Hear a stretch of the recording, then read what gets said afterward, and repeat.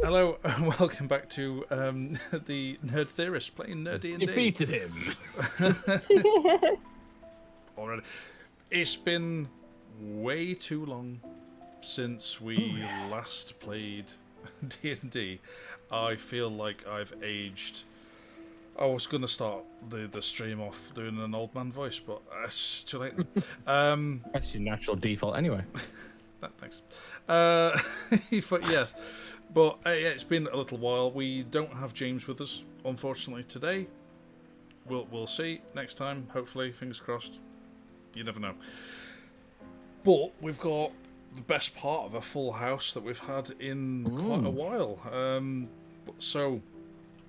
Announcements. We've got more. It's character building coming up for D&D character building episodes that myself and Andrew are putting together. If you've not seen any of those, go back and watch those. There's some superb characters on there and how to put them together in our particular idiom. So, any other news and updates, announcements, quickly, gents? So, what have we got? Gaz, you said you've got your 10th edition terrain videos. 10th edition terrain. Next episode will be sealed structures and hills, and I will be explaining the rules for those and showing you how to make industrial container units. Fantastic. Very nice. We can expect that when... really cheap and easy as well, this one, and you can knock out lots of them. They're really useful. I'll be doing it at some point this week, hopefully done by Wednesday. Get it out for the following week then, probably. So you can expect its character building on Friday, assuming that this goes out to you on YouTube on Tuesday. And there's going to be lots of 10th edition malarkey now that Leavetakings is out. Yeah, there's going to be lots of new Warhammer gubbins. So go onto the YouTube if you're not already there. Give us a like, subscribe, hit the notification button, and if you're not already aware of it, we stream our D&D sessions are through Twitch. So also check us out on Twitch and give us a subscribe on that. You can watch it live every other Sunday. So there you go. And so otherwise, unless anybody else has anything to shout out about, we can get cracking. I'm just here to be pissed off. Cadell, your character remit right now. Yeah. Now his default, because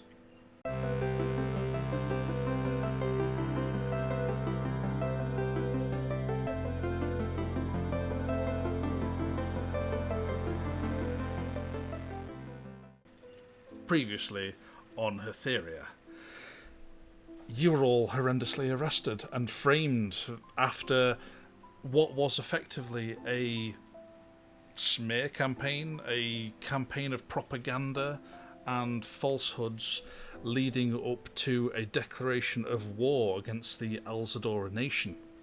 And at which point you kind of got the blame for a lot of terrorist acts and we've lost somebody on the video.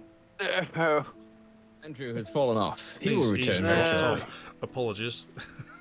We'll continue. He was so upset about the framing and the Alzadorans. I know. That's it. He's just gone. That's it. So yeah, I'll continue and he'll jump back in, I'm sure. So let's hope he's not had a power cut. What's his house has been struck by lightning? Possibly. 1.21 gigawatts gone through his fuse box. Nice shiny laptop of his is going to be in pieces. It's a laptop, so he should have power. So he's. I know, but we'll get some video message just pop up on the screen. Someone's like, "We've been holding this video message since 1885. We were told that we had to play it at exactly this moment." Anyway, we'll move on. So, yes, so you were captured. What previously was Captain Cadell was stripped of his rank and he turned from Captain to Cadell into new form, Cadell the Pissed Off. Hence why we were mentioning that. So, yes. And then from there you went back and visited Lucian, who again was very much in the wanting to know why the Hatheria nation has gone to war. Why the one of the great houses has just been effectively replaced by a nobody, effectively in the seat of High Arcanum. So you ventured forth, but whilst you were doing so, a pyramid erupted in central Angel Run, decimating large portions of the city and spewing forth hordes of zombies. Zombies, man. With the bulk of the army having left and moved on, the city is ill prepared to be able to cope with it. You stepped forward as the very polite way of putting it. jolly good citizens that you are. Jolly good citizens. Good. Citizens, You are- almost you are all of us. citizens. Might have hit a few murders, you know. Yeah. Because a lot of what they were, I say, framing you for, Accusing you of. We actually did. You kind of did. Yeah, It's a bit of sort a of. grey area, It's really, a isn't it? bit- Because there there's was a a list of. grey- It was quite a list of offences, and it was like, no, not that one. Yeah, that one. Yeah, that one. Well, partially that one. No, we definitely didn't do that. Yeah, which is why I loved that. If you've not seen that, go back and watch it. That was good. It was a great episode. So then, yeah, you went within this pyramid, fighting through these zombies, down to the Mummy Lord within, Mummy Lord. eventually defeated the Mummy Lord, and was able to actually have a discussion with him after the fact. His spirit remaining around the throne room within. You say discussion. He ascertained- basically went, that is a lot. Yeah. Yeah, conversation. I'm doing quotes, but yeah, it's it's true though. I mean, he wasn't exactly a talkative type, but what he did let out to you was that he did not care about whatever was happening on the surface. It was a opportunistic point to be able to strike the fact that the army had left. So yeah, you defeated him, having then gone, well, there's nothing much else we can do here, left to try and sort out the city. The city has pretty much fallen. Zombies are rampant throughout the city, with no one being able to, without any nowhere near the amount of manpower needed to be able to contain it. Let's just be honest, they're fucked. Pretty much. Each zombie makes more zombies. It's Yeah. I mean, what's the not an ideal situation. What's the population of Angel Run roughly? Oh, you're asking me. I don't honestly. Currently about 12. Yes, it's declining rapidly. No, because it's hard to say, because a lot of it is slums, which are incredibly densely populated areas. It's roughly 100,000, 200,000, half a mil.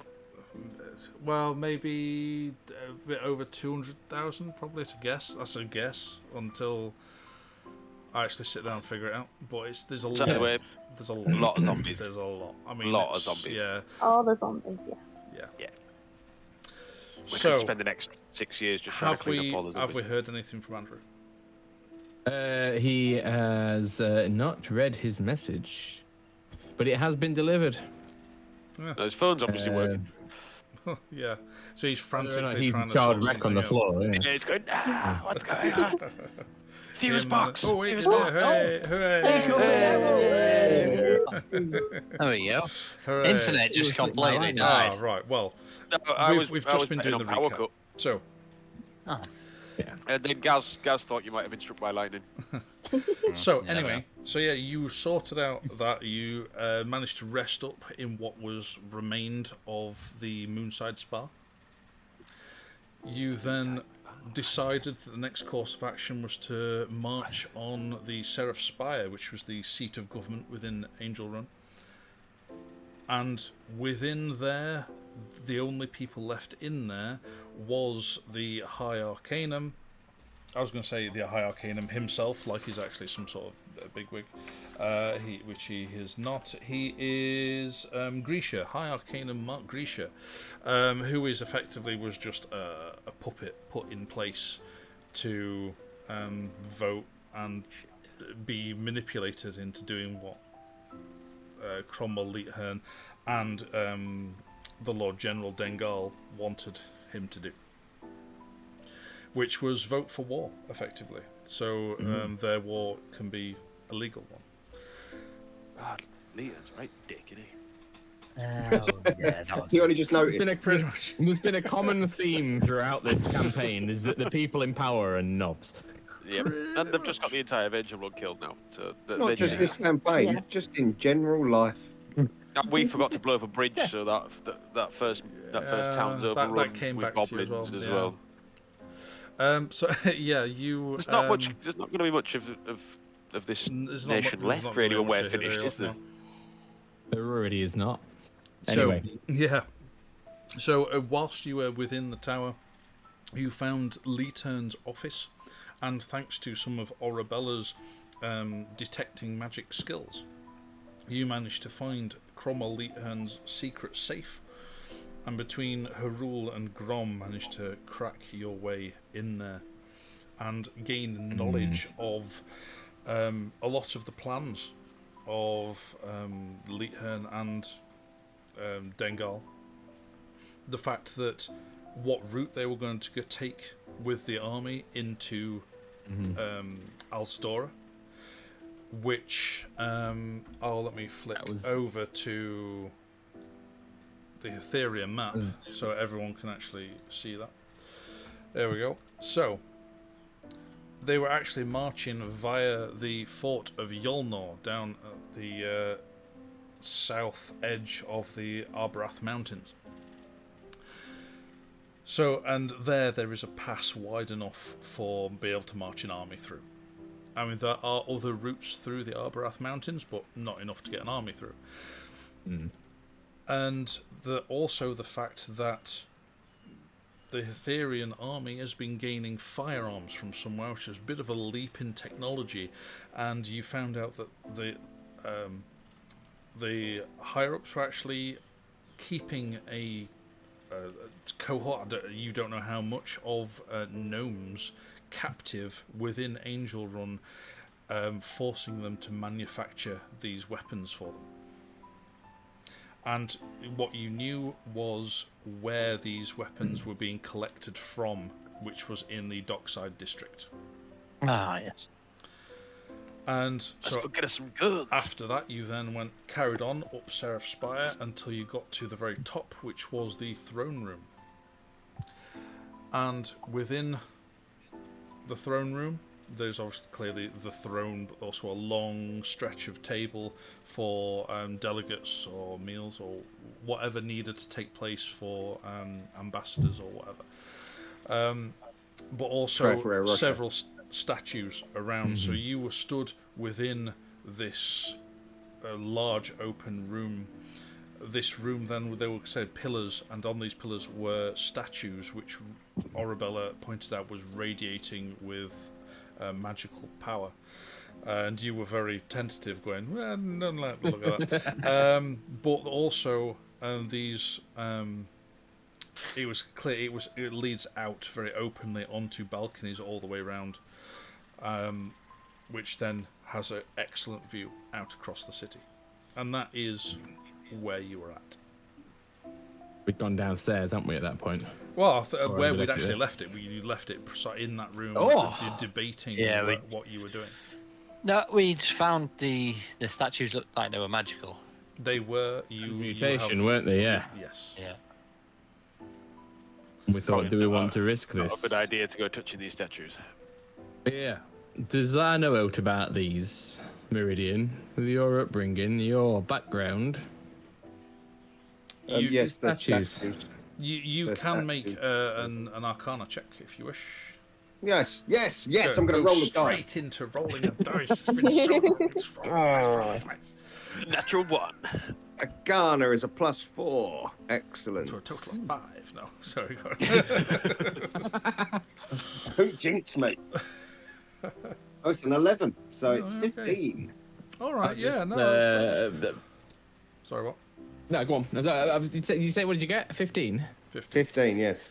Yes, I'll do my Grom thing. I'll lean in and go, look, I just noticed this bit here. Just take another look at that bit. And Grom points out a glyph on the side of the temple of one of the statues, and he was like, "Oh yeah," and it all comes together now. So yeah, you realise that with your actual upbringing as well, the fact that you've been here before, you know that one of the really common kind of tricks which they do, the elite do within Hatheria, is have some sort of, usually a pendant or some sort of mechanism, or your bracelet or something on their person to be able to activate and control said. It's usually golems or such.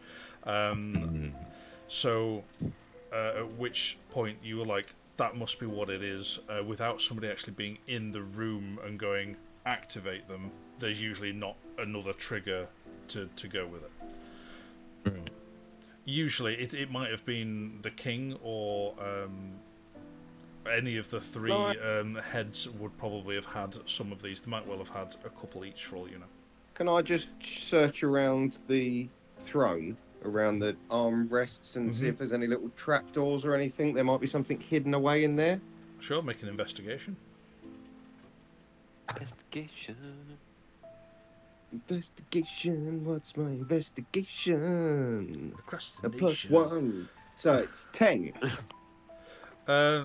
You have a good look round this throne. You don't see any kind of secret compartments or stashes or anything like that. It's just a very solid piece of throne. Some pet golems would have been really useful. Yeah, I was just thinking that would be great against some zombies.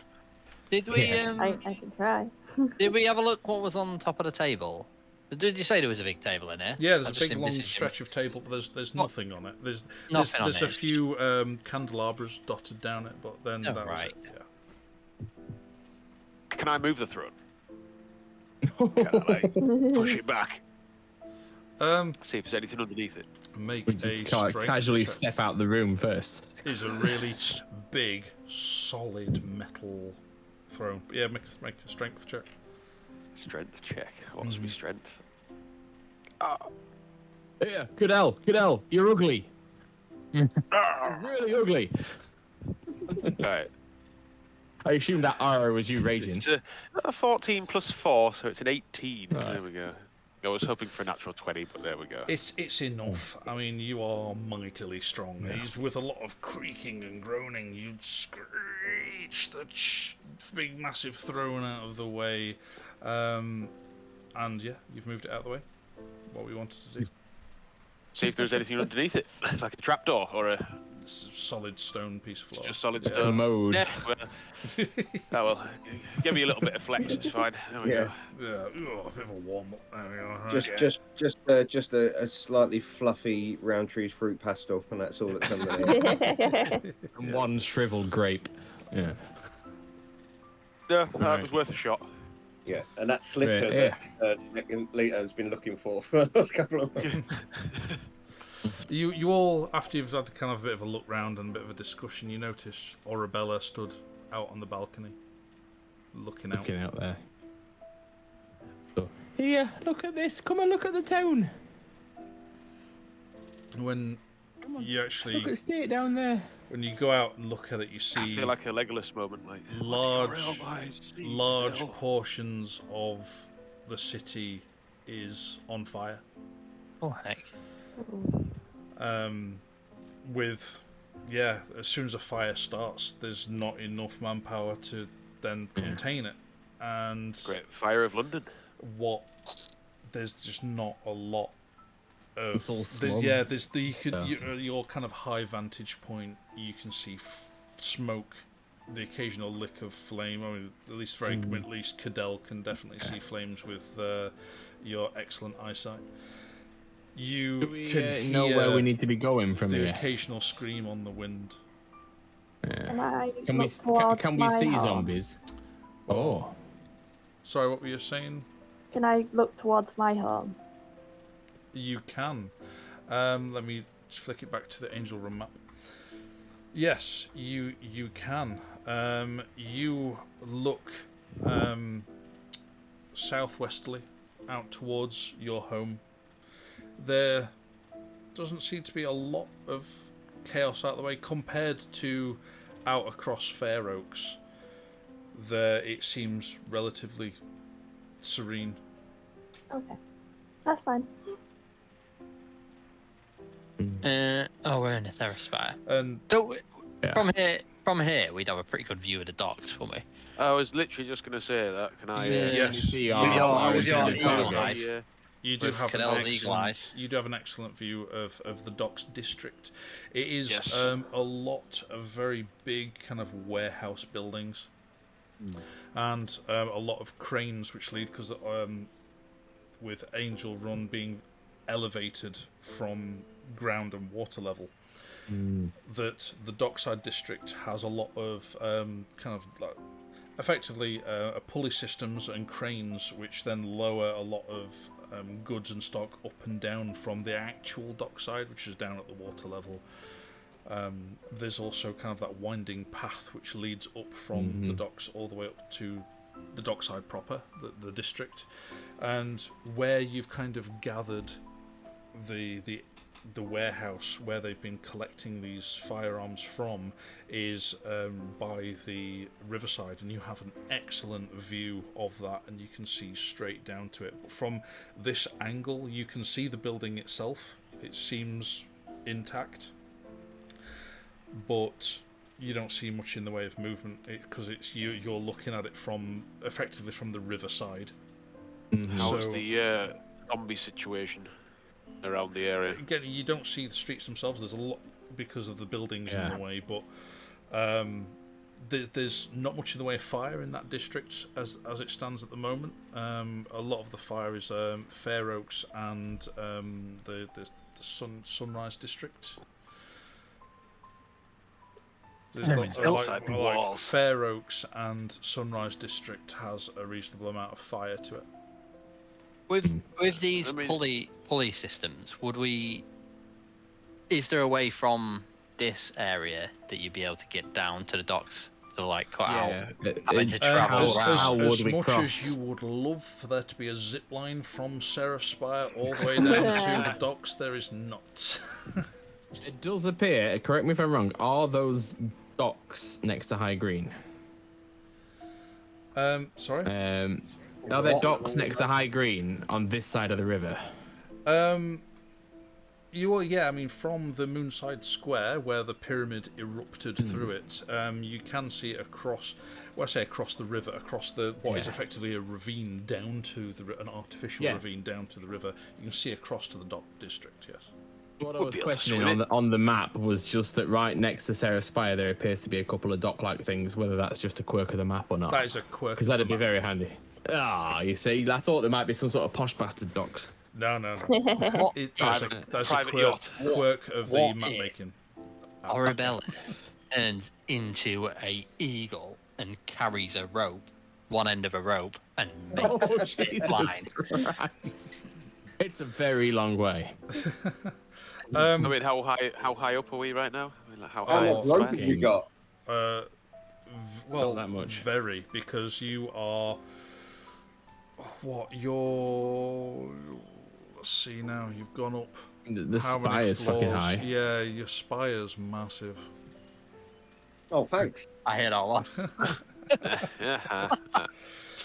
What we said, each floor was 15 or so feet, Yeah. I want pizza, That's- you bastard. and there was. Meridian, where did Lots. you find that? I'd say nice there's looking probably food about you had? 150 to 200 feet up. It was under the throne. Jesus, right. Yeah, it's a bit fluffy, like, you know. So it looks like we're gonna have to fight our way around there. But actually, sure why I went Cadell, as Cornish you're then. kind of out on the balcony and you're all kind of discussing these points and the best kind of routes down, you can see now just the other side of the pyramid. There seems to be a higher gathering of people. With your spectacular eyesight, you can actually see there is actually people, not zombies, which are gathering there. Yeah, look at them. There must be some people alive. Let's go and see what we can do, right? We can't just leave them here. Yeah, we can maybe help. Quentin's in town. We can Does maybe Quentin help. and his girls die? We can maybe help formulate some sort of defense or counter-attack against these undead. Well, the spire is probably the most defensible area that we've got. It has its own walls and its own gate. Let's get down there. Has anybody got a quick way down? Meridian. Everyone's got a quick way What down, about technically. Lucian? I was just going to say, let's just fucking leap off like, Technically speaking. splat. No, thank you. Nobody's resistant to stupid damage, though, so... I rope around them. You are I out of rope luck. around I the did rope. not bring Featherfall with me. Meridian, that's- Lucian. What would Lucian do in this situation? Would he knuckle down or would he save people? Oh, he'd leg it. Of course he would. You Alright, do fair not know enough. what he would do in this He situation can. at all. I imagine he couldn't give a shit. And Yeah, he'd do exactly. one. Ultimately, Right. if there are no people, There's no business. there's no business. Well, that's true. Yeah. Right. I just wonder if we might send survivors down them tunnels. Send them to him. But anyway, we've got to get down there let's first. Go. Let's go Yeah. down. Let's go see these people. In fairness, I was thinking of getting as If many he people had- as possible into the spire.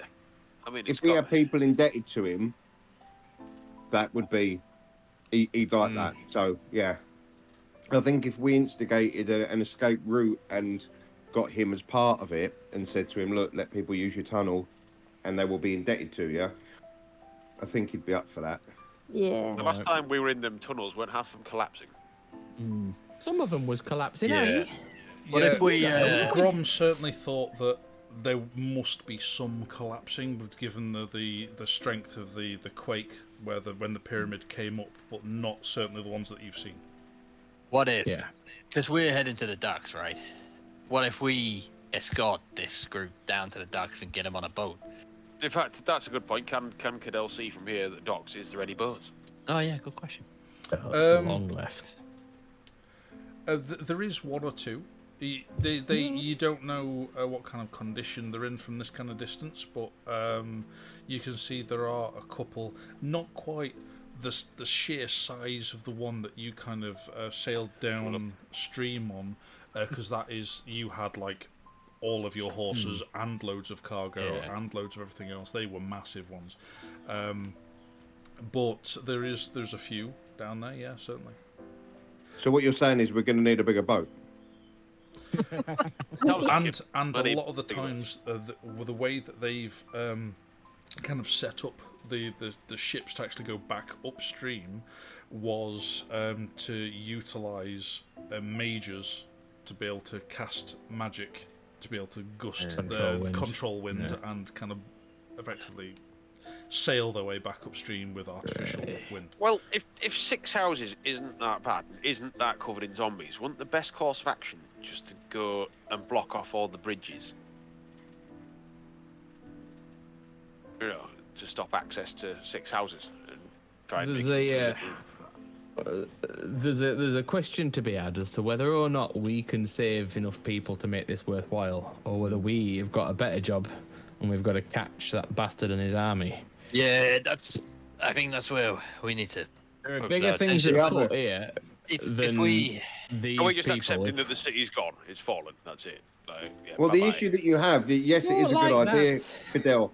Sealing off 6 houses is a good idea. However, you have to bear in mind that these are the rich people and there is no food production. The food comes in from the farms on the outskirts. There is only a limit of time that those people can survive. Yeah. If we take Yeah. those bridges out, we could ultimately be dooming them to starvation. instead of a quick, well, not quick, but relatively quick getting in death, you got a relatively long staff to death. Hector, ladies and gentlemen. As always, you cut straight to the heart of the issue, lads. Sometimes I wonder what we'd do without you. Listen, shall we go downstairs and see these people before they get eaten? Yeah, let's There go. might be there might be one or two soldiers in there. Yeah, let's go and organise at least some sort. I mean, it worst comes to worst, they come into the spire, can't they? There's still walls and gates here. We need to go check out if we can get some guns, man. We must get to the docks. Come on, let's go. All right, Grom let's do it, stomps let's off. go. Don't wait to hang about. He just walks off. Okay. Grom's Follow the wee one. stomping his way down the spiral stairs. You call him very Wig. wide, long spiral staircase, grumbling about the architecture all the way down. Fucking right. Despicable design. It wasn't designed for efficiency in the slightest. No. Yeah. So Cadell Cadell with his fucking big bastards. stride quickly catches back up to Grom. And I grab him and put him on my shoulders while I keep moving. And everybody else struggling to keep up with it. At the moment you try and do that, I punch you in the back of the head as hard as I physically can. If you want, make strike. Unarmed strike. Hang on. It's not normally my +7. It is. That's a 19. 19 though. That hits. Yeah. Roll Oh, for unarmed God's strike sake, man. damage. It's not roll. It's flat. just It's a Oh, it's a yeah, flat straight. two damage. Oh, yeah, of course it is. Yeah, you're not a monk. Bruise the back There you of your go. head. Put me 2 down, you damage. bastard. You wee shite. I'll take your knees out next, lad. So you I'm put just trying to get us going quicker here. Just reaching for the hammer. Right, it's the side of your kneecap. I don't care how big you are. Anywho, you eventually then Yeah. do actually reach the bottom. Are you just leaving? Go see this Um, the group of people. Okay. Was there anything? yeah. Was there anything else in the spire? Was there What- a goddamn armory? Was there? You know. You just went straight up the spire. The ground floor itself is a much bigger building itself with a lot of pillars across the front. Very ornate building. Of which. Oh my God, guys! you This is didn't look round. Terror Spire. I mean, like this could have like magical weapons in it. It could have magical Yeah. armor. I mean, We it did could have. we did go through some of the rooms, I think. No, went all the way up and we so looked the down. rooms up the Yeah. spire. Yeah. My thought would be if they've had magical weapons in here, they probably took it with They'd them. have taken them on Yeah. to war, wouldn't they? They wouldn't leave them behind. Yeah, Arabella would have picked up on any magical weapons, though, wouldn't she? yeah. It has limited range. It was 30 feet range on the detect magic. So Is it not like still? that. Is it not still running? And what is the duration on It is 10 minutes. 10 minutes? You'd be pushing the back end of that now. Yeah. And she's in it's 30 foot on her, so 60 foot diameter. So- It is on the back end of it, and you currently can't detect anything. Look, I ain't got time for this. There's no. I mean, I can try again, but I just want to go and see. I want to save some people. Come on. Yeah, yeah, fair enough. I just feel like we're missing. She marches off in front this time. Yeah, Arabella, eager to try Right. and save somebody in this dire situation, marches out of the gate. Did you bar the gate back up again? You did, didn't you? Yeah, You did. yeah, we did. So she's Oh, yeah. there trying to. Speaking of in which, vain trying to where's lift the the bar. soldier? Where's the one soldier who decided he wasn't having any of the trouble with us and went back He's not downstairs? there anymore. Oh, Well, the the dude, gate- well- the guy who's cowering in the. You Oh, just, well, you can't just him, left but- him. You didn't Did check he- on him did he- again. You just left The him there. one soldier, if the gate is barred, hasn't left, and you know he might want to come with us. That's the fair point. Well, The gate's unbarred and he's buggered off. The gate is unbarred and he's left because he Right. had left. So yes, the gate is unbarred and he's left it open. Right, Knowing there was nothing left to defend, he's left the Yeah. Seraph Spire. Yeah. Well, before Arabella him. opens that door, I'm gonna It's Run already ahead. open. It's wide close open. it. All right, it's already wide open. Yeah. All right, fair enough. Well then, let's jog on. Let's go. Yeah, head straight Yeah. out, and yeah, you head straight right across the high green, back towards the pyramid. Head around. What? Sorry. How How big's the pyramid? I Decent. forget how big I Good said it size. was now. Yeah, it's like Taller than anything else other than the Seraph Spire, I think. Yeah, is what you said. that's right. Yeah. Yeah. Right. Okay. Right. Yeah. Yeah. Fair enough.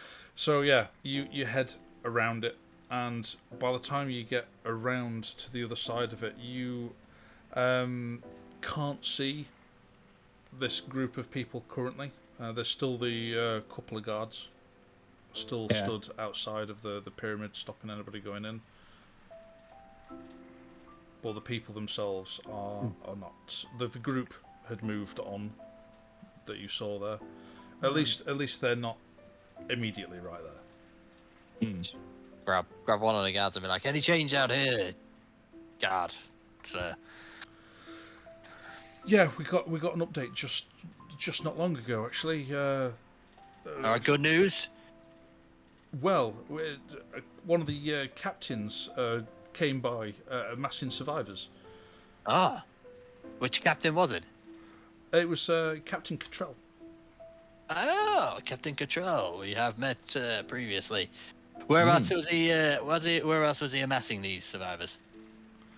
I don't know where he was taking them, but he said he'd looked around the Six Houses district and was heading across the North Bridge. And across the North Bridge. Okay, we'll follow. All right, thanks for that. As you were, sir. He's like a bit confused of this civilians. It's like To be fair, lads, if you want to stay alive, you might want to come with us. Okay, should we follow? is there not more danger of?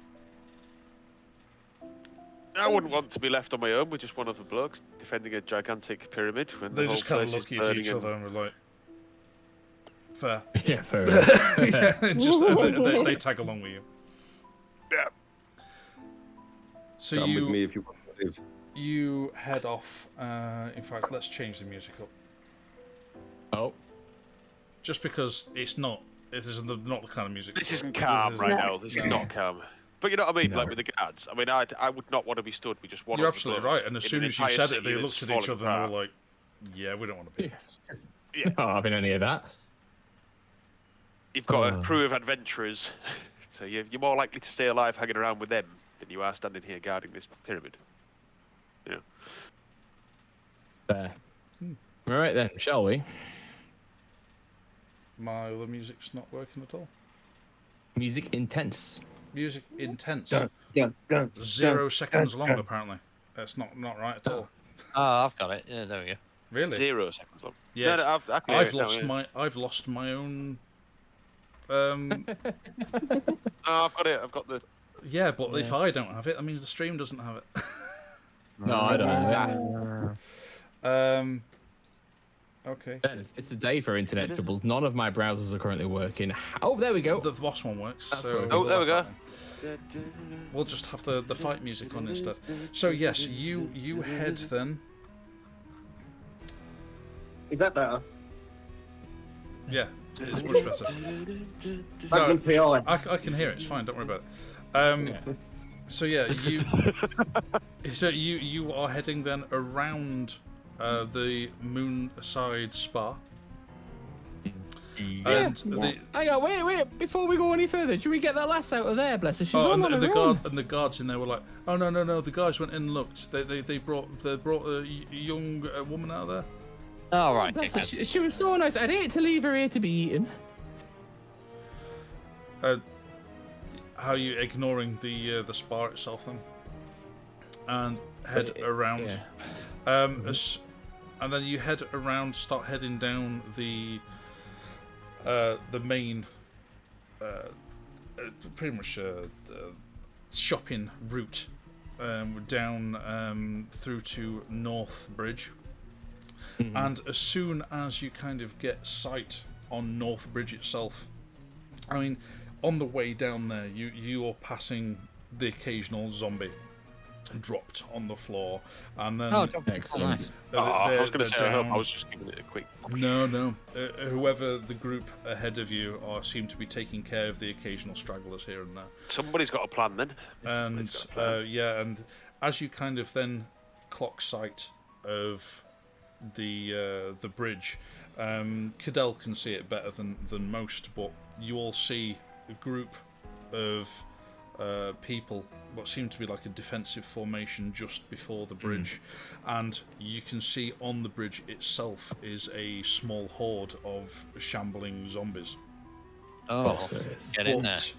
On as soon as you kind of see this, one person from the group steps forward on their own, leaving the rest of the group in this defensive formation, and puts on a bit of a jog towards this horde and heads up towards them. And as even in this what is mid to late morning, a blindingly bright flash, and you all have to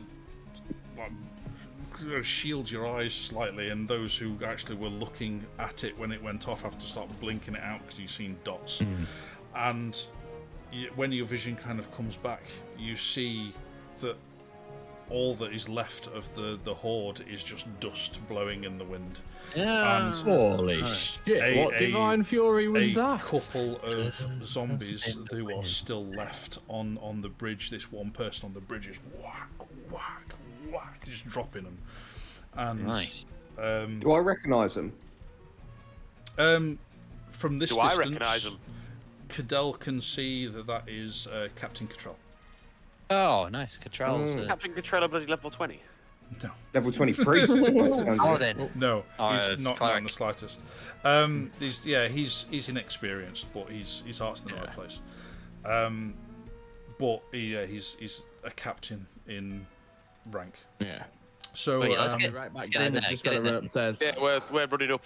We're definitely running Yeah. up. yeah, so you all kind of pick up pace, and as soon as Cottrell had finished this last couple of zombies off that were still standing on the bridge, he turns around and starts summoning the group to start marching forward, and he sees you guys coming up, and he just waves. Can I do a Massive. He just symbols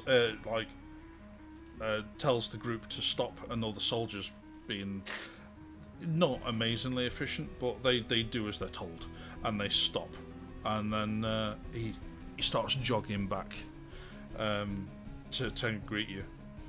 Cottrell, my brother! And then he gets kind of back to the other side of the group just as kind of you get there, and it's like, Captain Cadell, sir. I'm no captain anymore, brother. But anyway, doesn't matter. You organising the defence? Good to see What's you, the plan? Cottrell. I'll Well, embrace him, give him a big hug. good to see you all again. Well, sir, as you can see, that the situation is dire. We're doing our best to gather survivors and what soldiers we can find to help defend them. Whereabouts are you taking him? Wherever we can right now. At the moment, we're better off keeping on the move. Yeah. Until we can find enough soldiers to be able to hold a position. Currently, we don't. There's not enough of us to be able to do that. Now, we do happen to know there could possibly be a rather large supply of firearms in the docks. I would probably recommend Supply of what, sir? guns. We, Dwarven guns. Gnomish guns. nobody knows. Imagine what a, guns are, like do a, No, a, he a hasn't, he crossbow. just hasn't got a clue what you're talking about. A crossbow that goes boom they? boom. Do we even know what guns are? Explosive bolts. Sort of. Yes. Well, that'd be useful. Yeah, definitely. What's the easiest way to the docks from here? Still over North Bridge and round. Oh, we're going to have to go through a lot of small streets and side alleys to get around there. That could be dangerous. We haven't What do played in you, about 8 weeks. I crave danger. He wants to fight more you, zombies. Do you need us to accompany you, Cottrell? The more the merrier. We're safer in numbers than we are without. Okay, well we were planning to head down to the docks district. Maybe you can get some of these survivors onto a Well, boat. it's as good a direction as any for us to take. All right, Patrol, were you trying to save the city, or are you literally just trying to escape with as many people as you can? We're trying to save people now. We can't hold the city. Yeah, I think. No, I was going to say it's a fool's errand. Like Cadell says, we do know where we could get hold of some pretty dangerous weapons. I think get as many survivors as we can, get some weapons, and get the hell out of here. If once we get past the docks, we can go through the east gate and get out to Lowfields, and we can bar the gate behind us with as much stuff as we can muster. We might be able to find Quentin down there as well. Right you are, sir. Lead the way. Oh, I suppose, considering I can see better than anyone, it's probably a good idea. Yeah, so you then lead your way over North Bridge. As you go over, you're trying to look at Cottrell's handiwork, and there is just dust, with most of which being on a relatively high bridge is all kind of blown off. There's just Cottrell, a can I few ask? remains. What the hell was that you did? Oh, part of my divine studies, sir. Elaborate? I can call upon my god to smite them, the enemies away. Ah, good man, that's fantastic. I imagine that's quite taxing. It is. I won't be able to do it again until I've had a good rest, sir. Alex, that's what I was hoping you wouldn't say, but there we go. all right, let's go. Enough of this chit Yeah, chat. moving on. So yeah, heading on over North Bridge, and you can head around. You can't head directly around the river, unfortunately. You do need to go a little bit further out and around. You're just taking these winding paths until you know precisely the warehouse you're heading to, and you.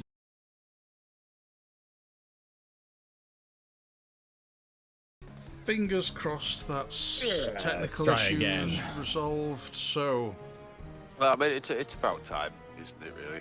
you, as a slight recap over those technical glitches, you reached down to about these crossroads down here. You can see that. Yeah, there you go. So, at which point then Orabella was wanting to go and find Quentin, who is effectively the only family she has left in this world. Aye. That was her mission. Save him. Yes, I'll save let that him. go now. Well, save her family. Pretty much failed. Yeah. Save Quentin's family. Half success. And we got both daughters, didn't we? No, you got one daughter. Yeah. Do you have one? Oh no, you did get. We did, Both we got both. daughters. Yeah, we did You get did both. get both daughters. Yeah, we did get. Yeah. You sent one of them back from the slavers, with people from the outpost, Yeah. Yeah. and the rest of Kevin and the freed slaves. And the other one was yeah. living with that paedophile. And That wasn't a who paedophile. was not a paedophile, you just accused him of Yeah. such. And Yeah, we who did. was an incredibly high-ranking military officer and a member of one of the highest noble houses in the country. Yeah, he was a nice guy. That all right. one, he I turned think out to be a really our nice guy. our assessment's probably going to turn out like years down the line when he's died, but people are going to start putting their hands up and like, oh yeah, Oh, yeah, he yeah, touched, he he did, touched yeah. me and stuff. And they're like, You were like, Go bit you tree by the end. no, it's all along. Yeah. Yeah. But now Orabella's sole thoughts now are to going to save and at least making sure they're okay. You don't Yeah. even know if his daughter's made it back to him okay. And because you never checked in them. So, I wanted to. but you never said it. You never said a word. I But, know. I know. I do. So, at which point then, Orabella was then asking for if any of these troops would at least help escort her. She knows where some survivors might be, at least Yeah. ones that she deems important. At which point, Couldn't she just turn into an eagle and fly off? at which point Yeah, but then she's she's gotta still get 'em out on on her her own to try and protect them. Yeah, true. Yeah, true. At which point then, Captain Cottrell was there saying, "Well, sir, if you don't mind, we could send these soldiers with her. Did you say you were after these firearms? It would definitely help us. We could reconvene with these a little later on, we could then catch up with these. What say you, Captain? Hey, I'm not a captain anymore. You're in charge here. As you say, sir. Captain. In these situations, we do our best and we all take our roles, don't we? Here, Oribella, do you know your way back to where we came out from them tunnels? You flew out as an eagle, didn't you? Can you find your way back there if need be? Here, Harul, why don't you go with her? Right, Cadell just goes, right, you, and you. Escort her. Go with her now. Yeah, but yeah, I mean, there's 5 soldiers, at which point they can all go with her. Yeah. Hey, thanks, lads. Plus now, the, I'll plus meet the you down 2, at them in fact, tunnels. you picked up another 2. There was 5 that Cottrell had. Right, well, we'll send 4 with her. I was going to say, we'll want a couple over here, will we? All right, Will we not? 3 Look stay after with these you. people. 4 go with to protect Oribella and any other survivors they might find. But yeah, Oribella can find her way back down there. And just for a nudge, wink, wink, that Meridian, you do know of a quicker way into those tunnels. But they wouldn't. But I don't tell them because I'm a dick. Fair enough. Oh, right. That's the lesson to I thought that's where that was going. But, no, but You're a dick. but I was just thinking of which, if there's nobody else there, they wouldn't know how to navigate through those tunnels from that point anyway. So No. And if I wasn't with them, they probably wouldn't let them in. Alright, well, Fair. You're still a dick. It's true. Let's find out. Yeah, that's fine. So they then leave you with many a hug farewell from Oribella. just I'll give my regards to Quentin and hope that she finds him okay and they manage to flee from the city all intact. Look, I'll get him out. I'll get everyone out I can. If you But do you manage to guys get take everyone care out, down there. your best bet, if you can get everyone out, your best bet now is to head down to Outpost and then head south to where we still know that. Look, I've seen if I can get a boat. I've seen them islands. One of them might do for now. In the river. We'll go down there. We'll see what we find. We're further out. We'll have to go further out. But for now, I want a lot of water between me and everything that might be undead.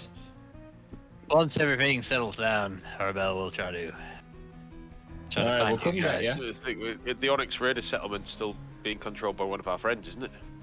By Bo. Yeah, Yeah, you Bo. got a friend in Bo who can Don't forget about the help. goblin. You got a friend in Bo. In Bo.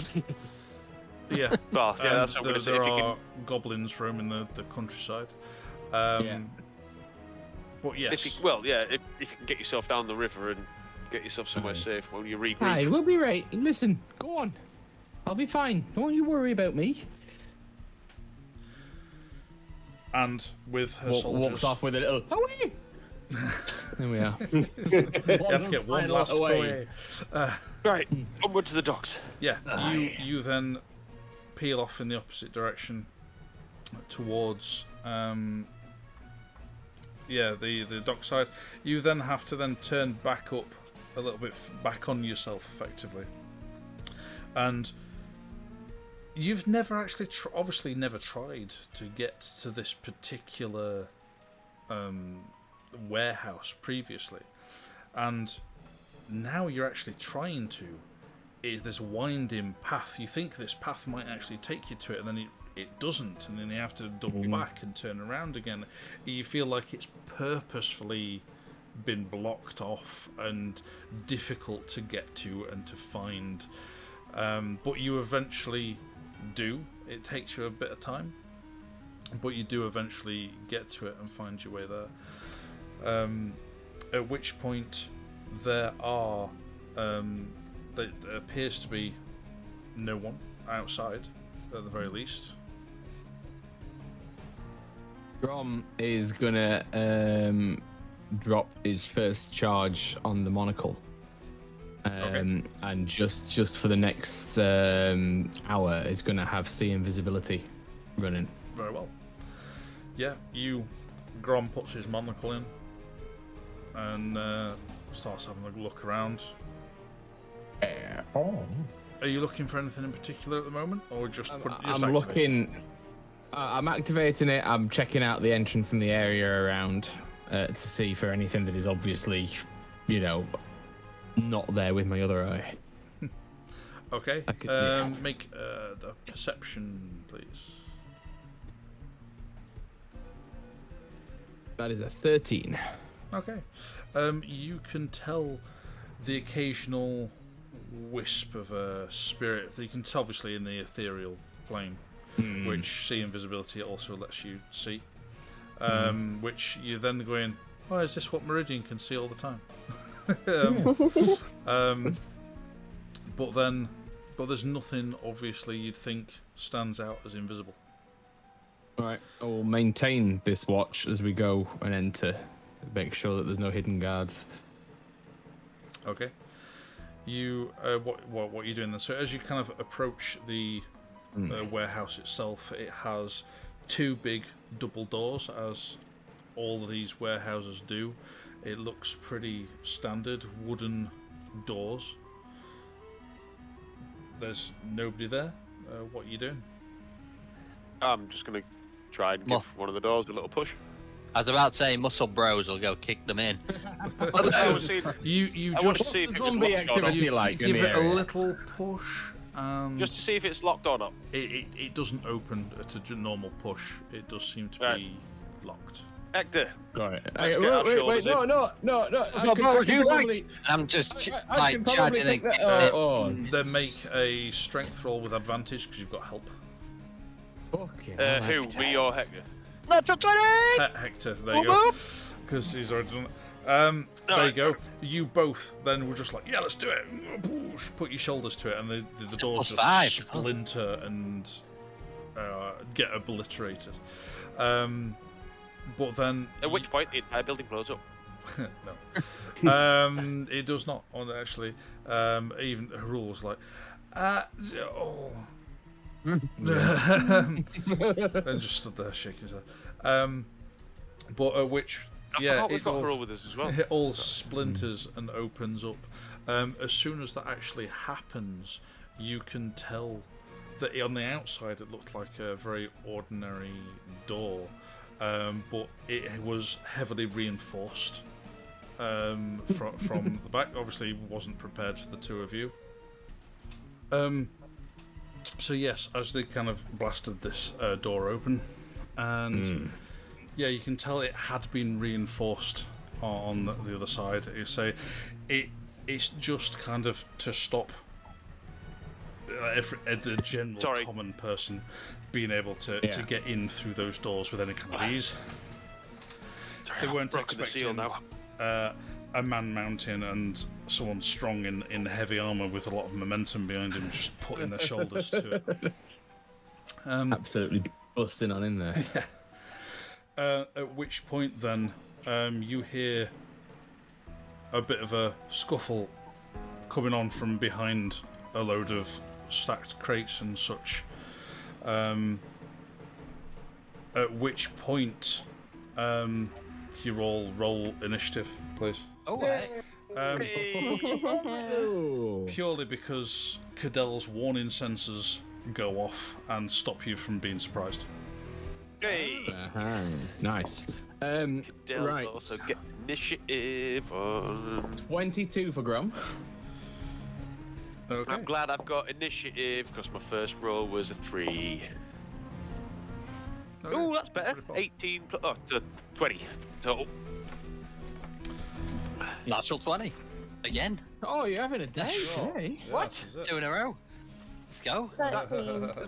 What are the actual odds of rolling a natural 20 twice in a row? 400 to There's 5 Slim. orange for 1. Let's go buy a lottery ticket. Yeah. You're late now, I think. It's different dice as well. So, what's your total, Hector? I think I'm only a +1. 21. Yeah, 21. Hector. I'll take it you What don't get a was bonus for rolling a Cadell's? natural 20 then. What was Cadell's? I had a dirty 20. 20 for Cadell. And is someone going to roll for Harul, please? He gets a hefty bonus. I'm on it. a 19 plus whatever the hell. Nice. it Oh is. Jesus! Nice. He's A 28. lot. Yeah. 28. There you go. Yeah. He goes first then. Rom's like, I'm ready. I'm what? Oh, Jesus, you just ghosted past me. Yeah. Boom. Who's playing the rule anyway? Technically, it's normally down to Andrew. Yeah, What's that? he's Can you the. control him? Yeah. Yeah, I can do. Yeah. You're the D&D encyclopedia, so you may as well. Not bad. Oh shit! One of the Okay. enemies got a good roll. No, that was Control. Control. That's good then. What were And, Meridian and Helen there?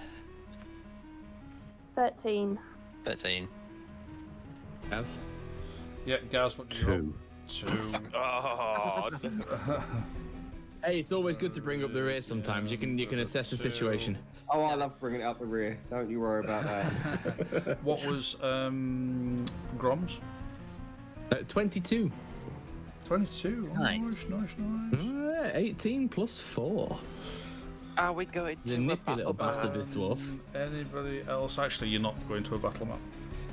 No, you just bust in there and You just change the busted in. situation. Yeah. Yeah. So running Helena, what would you get? 13. 13. Steady 13. It's all right, but everybody else just did amazing, mostly. Apart from Yeah. Helena. Yep. The fireball will have to come late. In fairness, in this situation, I'm quite happy the fireball's coming last. It gives us a chance to do this non-violently. Well, I'm thinking. No. I I'm don't thinking know. with fireball, I'm fairly high up possible the rank. weapons and gunpowder. Big boom. Yeah, might not be best idea. But you so, look fantastic. I haven't missed anybody there, have I? No. No. All right, excellent. So, what happens then is you kind of bust in, and then Cadell and Hector both look at each other like, yeah, we did really good there. Yeah, high five in. Yeah, it's like, Yeah, like, yeah. oh my brother, yeah. And then you just hear just the slightest hint of a scuffle and people moving around behind these crates a little bit into the warehouse. This warehouse goes back some way, and there's just sporadic dots of these crates, some stacked really high, others around kind of chest height to an average 6-foot person, maybe not to Cadell, but and then some a bit taller. There's varying all over the place, and you hear a little bit of movement towards the back of there, and then Cadell's warning goes off saying that you're in danger and you're about to get attacked. So at which point then you very much you're just being alert triggers everybody else off, particularly Harul, who is on the ball, and he already Yeah. on the ball and kind of dives in. What is he doing? Yeah, You so can't see anybody as of yet. he'll rush in, I guess. Yeah, rush in, and did you say there's boxes like piled up? Yeah. There's plenty all over the place. So he'll rush in, and then he'll like fly over to one of the boxes, get his like back up against them, and like in films when they fan out the knives ready to like throw, Yeah. he'll just do that and get them ready and be like, Fair enough. Is he does he holding? see anybody? No. Does he see anybody? No. Yeah. Okay. Then he'll hold an action to attack whoever. I guess could he hide? Could he use the hide action to like hide? Absolutely, yeah. And is that a stealth check I need to make? I'll just give it you at that point because they're that high and Yeah. they know you're there because you've busted the doors in, but they won't know where you are because you Yeah. can't see them, and to be honest, they can't see you either. They just Yeah, know and- you're there because of the immense ruckus that you've just made blasting the doors in. So yeah, he'll just hold an attack if he sees. Okay, sure. an enemy. So just so you're aware, from there to the back of here's maybe about 35 feet to the far end Okay. of the warehouse. Not huge then, but It's yeah. not massive, but it's a reasonable size, yeah. So yeah, that's absolutely fine. He's holding attack just till he can see anybody within throwing range. Yeah, see someone that makes a hostile action towards our party. Okay. Not just if he sees anybody. he's Yeah, not like, gonna just no. throw a knife. Some poor little girl walks behind one of the crates. Collateral damage. Yeah. What are you doing? Yeah, then. No, anyway, yeah. That's fine, yeah, Harul can do that. So then Grom.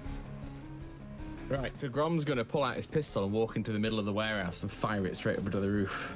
Oh. And go, we're looking for the people who made these! That's his turn. Alright. Cadell was planning on being a bit more subtle than that, but still. Mark off an ammo. Bullet. Yep. Do you have more than one attack? No. That was that. That's fine. Yeah. No, it's in like an action. Because it's That was an action, I assume. Yeah. Yeah. Just because it takes an action to reload. Is all I'm saying. Is it an action to reload? Because I'm proficient. Is it a bonus action or is it an action to reload? It's an action to reload. Ooh, It's another attack action to reload. Got you. Right. Okay. So if you've got multi attack, you can shoot them, use your next attack to reload and fire again if you've got another attack. Classic shooting your load too early.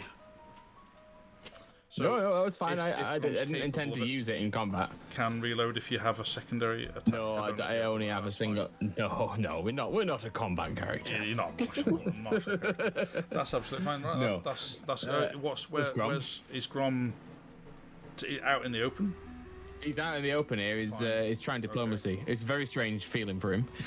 Okay. But as the only person with something made by the gnomes. Dave, that's not particularly diplomatic. Running into the middle of a room, shooting a gun into the air. It's not. Normally he aims for people's face. I thought it was very diplomatic. Is there a pigeon up there that got ill? You know. Feathers. Imagine that a gnome falls from the rafters, dead. Yeah. Hector, you're up next. Yeah, Hector's gonna sprint in and just, I don't know, jump on top of some boxes and shout, "We're here for the gnomes! Give us them, you fuckers!" Right. Try and be fucking subtle to it. Well, I say it's subtle, but shooting a gun into the air. Make an athletics check. An athletics check. Yes, please. Oh, it's only a 9, but I think Would it not be acrobatics? No, climbing. Innit? Yes, climbing. Yeah. Where's? Ah, cool. We've got like a +7, dude. +8. There you go. 17. Oh yeah. Yeah, you easily kind of hop up onto one, even in your kind of heavy armor. You kind of hop up onto one crate and up onto another to get a higher platform, and you're shouting from the top of the. Give me gnomes! All the gnomes. Oh, if only we had like fan art coming in, that'd be amazing. But anyway, yeah, okay. Is that your turn? I guess so. Yeah. Yeah. Do you want if from there? But make a perception check. I'll give you a free perception check. Oh, it's a 7. So you're not doing much else with your action.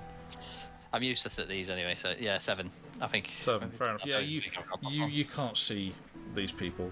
Who you could hear something, but you can't quite see them. Okay, Cadell. So, Cadell is We're still in the 20s in initiative, which is immense. Cadell is gonna. Cadell's gonna stride in front of the old crazy dwarven guy with his gun. Fair enough. He is gonna rage. Mm-hmm. As a bonus action. Okay. I'm gonna rage. And I'm gonna bellow, "We are friendly. I am Captain Cadell. If there is anyone here, Fucking friendly. come out from the darkness. We're not here to kill you, despite what this little gnome is going on about. Gnome. Is there anyone here? No, he's not a gnome. You call it a fucking gnome? Yeah, I'll just One of you. We've got one of your brethren. just pat you on the head, So yeah, I'm trying to be friendly while also raging at the same time. We also have a small person with us. I'm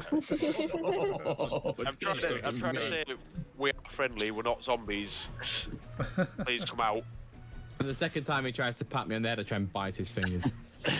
That was the role play equivalent of saying we're not racist. Honestly, really not.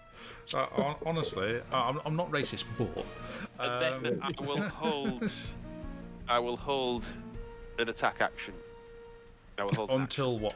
We come in peace. Ready? action. No, if anything seems aggressive, then they're going to get a javelin in the face. The javelin. See, that was so you getting the javelin ready, and Just in case. Yeah, fair enough. Just in Okay, case. Okay. Yeah, Okay. just in case. Then Cottrell steps up. He kind of walks. I think what the captain meant to say. It's probably more articulate than me while I'm raging my face off. He walks past, and yeah, you can tell he's trying to be quiet, but he doesn't do a very good job. And because he's got chainmail, he's wearing his red tunic and pauldron of his rank. But underneath he's wearing chainmail and he's chinking along a little bit, and and then he gets past you and tries to take some cover just in front of you behind some crates. So just at the ready in case somebody comes out aggressively. At which point then somebody from behind some crates. There's some crates immediately in front of you, which Cottrell is crouched behind, and then there's some crates a good 15 feet further back from that, and somebody sticks their head out from the side of that. It's like, and just shouts back. It's like, "You're not welcome here," and takes an attack back at it was Cadell, who is the man mountain and stood right at the front. Is the obvious target to shoot at. And that would be a 15 to hit. My arm class is 15. Just barely. Just hits. Okay. So yeah, he sticks out from behind the shouts, "You're not welcome here," and actually puts a gun out towards you and opens fire. But just with him not popping out and holding a gun, would that not then? It would, but it all happens at once. So react. All right, okay. It all happens at once. So regardless of what you're doing, he still will shoot. So we're just doing one step at a time. Because he's about to get a dagger, a javelin. yeah, I know. Well, that's it at the moment. Everybody else, he's not in melee range of anybody else. Right, okay. So that means... Anyway, what damage do I take? Yeah, let me just look at that. Just one moment. He will be taking... What kind of gun is he firing? Can we see? Is it visible? It's a handheld pistol. Okay. A And... Mauser. yeah. He puts a flint to a cannon and... no, he doesn't at all. Takes a cannonball to the chest and just goes... 4d10 damage. So... I'd still brush it off, it'd be fine. Catch it. Where, I'm currently sitting on 99 hit points, mate. Yeah. And I'm raging. Wrong character. That's no wonder I couldn't find it. I'm looking at the wrong character. My Come on, dear. Get fucked. Yeah, I am in the process of shooting at you. Suddenly, the pistol actually looks a lot longer and has 2 barrels. And there's, It looks like a rocket launcher. suddenly laser powered. No. It's a Laser. So yeah, you take 14 damage, half down to 7. 7 damage. Yes. Okay. And then he sticks his head back round again and starts to reload. You assume anyway, because you can hear him clicking away, and at least Grom definitely recognises the sound of a reload. Would Harul and Cadell got their attacks off against him?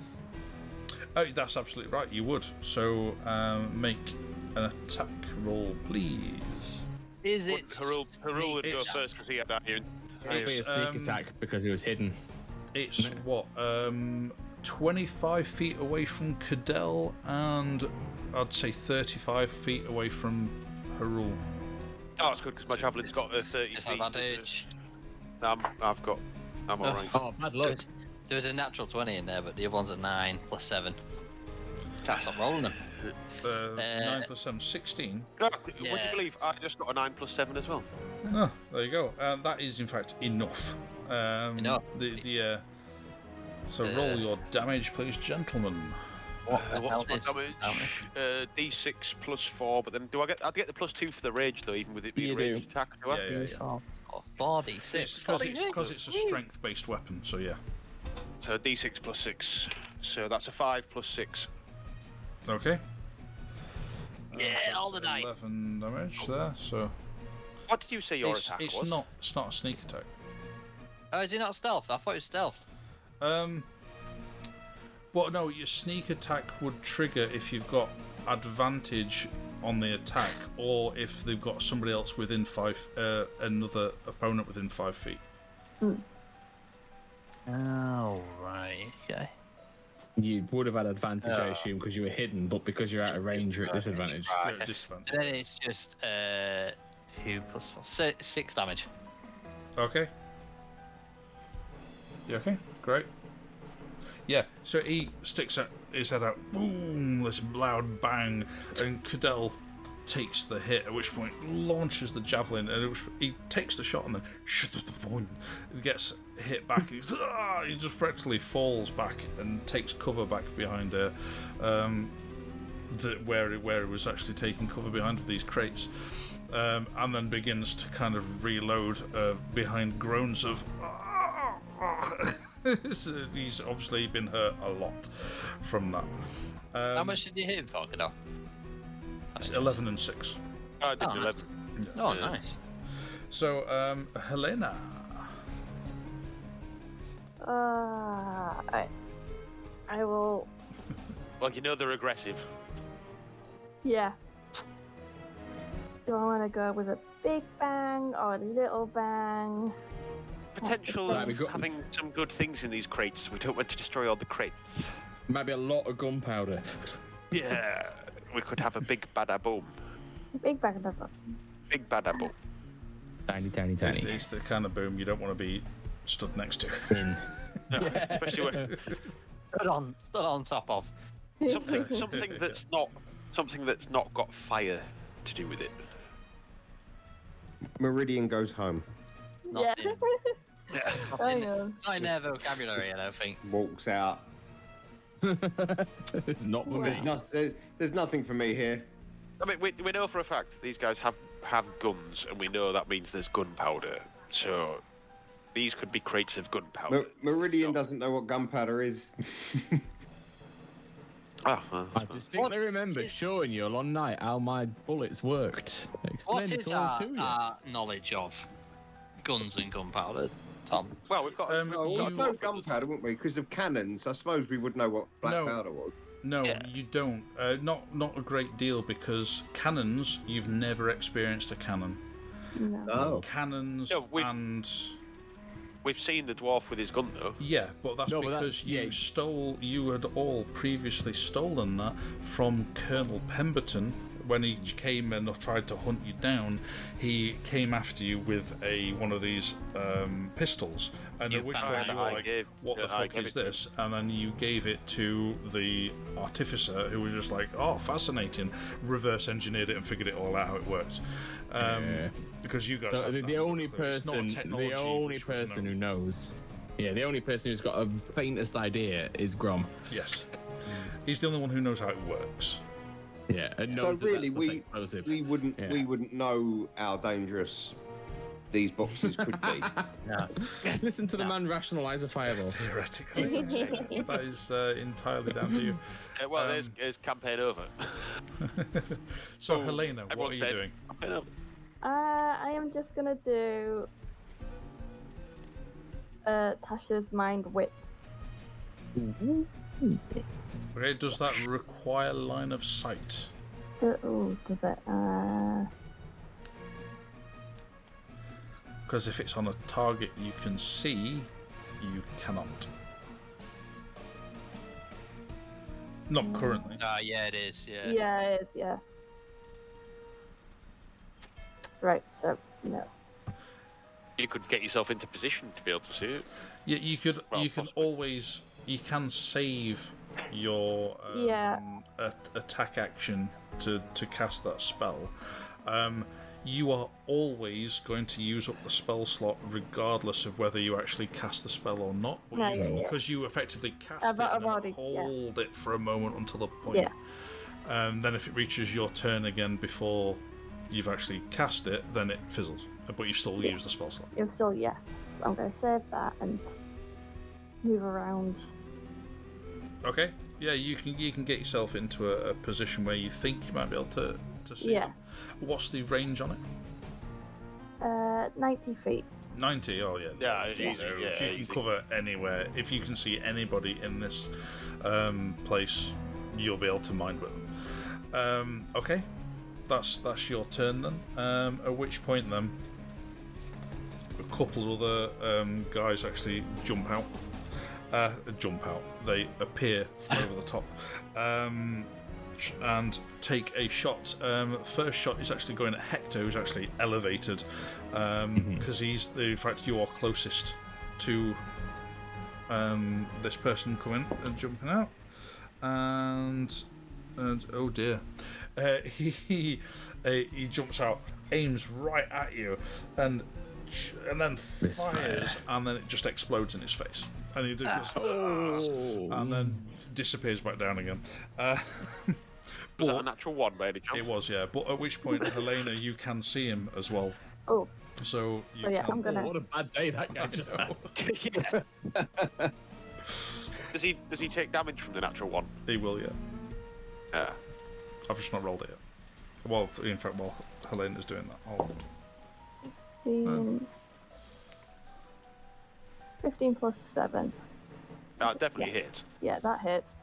So the target Easy. must make an intelligence saving throw. an intelligence saving throw. Yeah. Ooh. Ooh. I was going, where's my d20? In my other hand. Actually, 18. Pretty good. That is pretty good. Yeah, that's a save.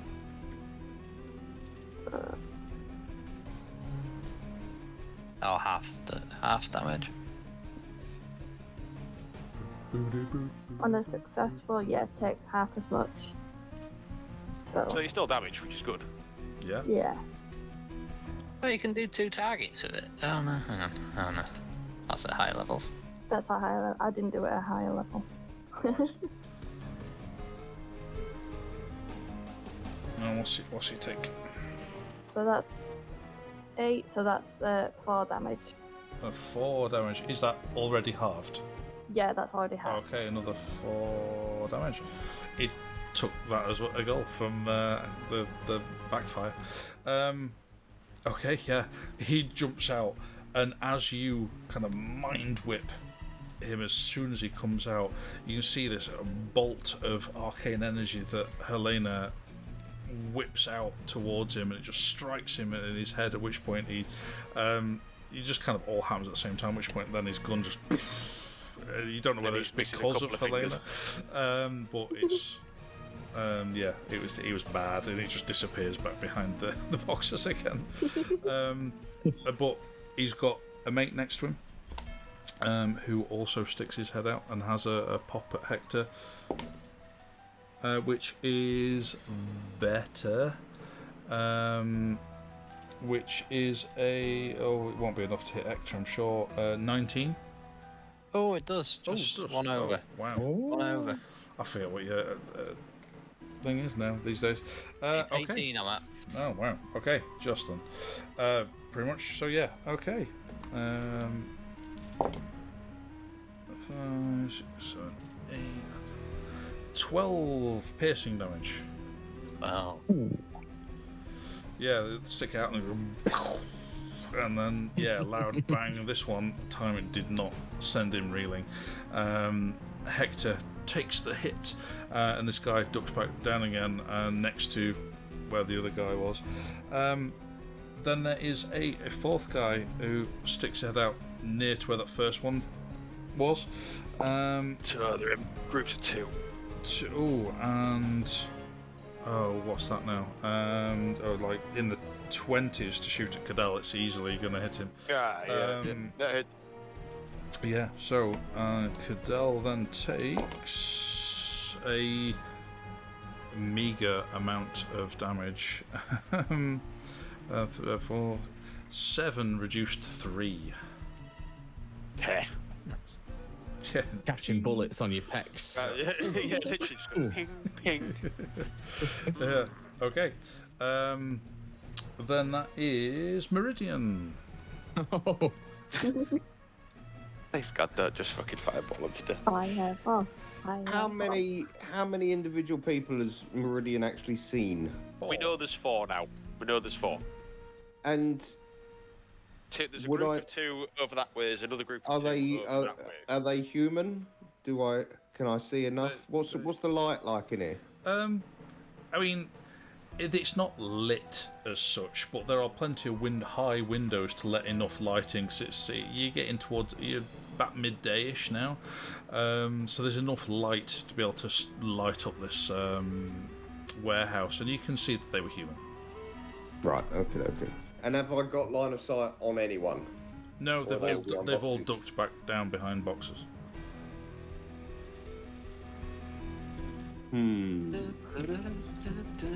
I'm resistant to fire now. Right, Just so you know. just Fucking fireball him. just a throw. I'm sure he's got something else in his magical repertoire. I'm tempted to just cast fireball on Hector because he's being smug. I'm resistant. What? I'm not immune. Is there anywhere I can? I mean, I'm assuming I'm aware of where they are. Yeah. I just can't see them. Is there anywhere I can move within range where I could see them? There is possibly a lot of the kind of the purposely. Now you're actually looking at where these boxes are set up. You can tell it's set up so that the way to actually get direct line of sight, you'd have to be pretty much on top of them to be able to see them, unless you start climbing boxes, which you can do with your movement if you wish. Have I seen Hector? I mean, Hector's got line of sight, hasn't he? Can I see Hector? Hector's not got line of sight right now because he hasn't. They jumped up to take, stood up to take a shot at him and then ducked back down behind these boxes. Yeah. So from where I am, if I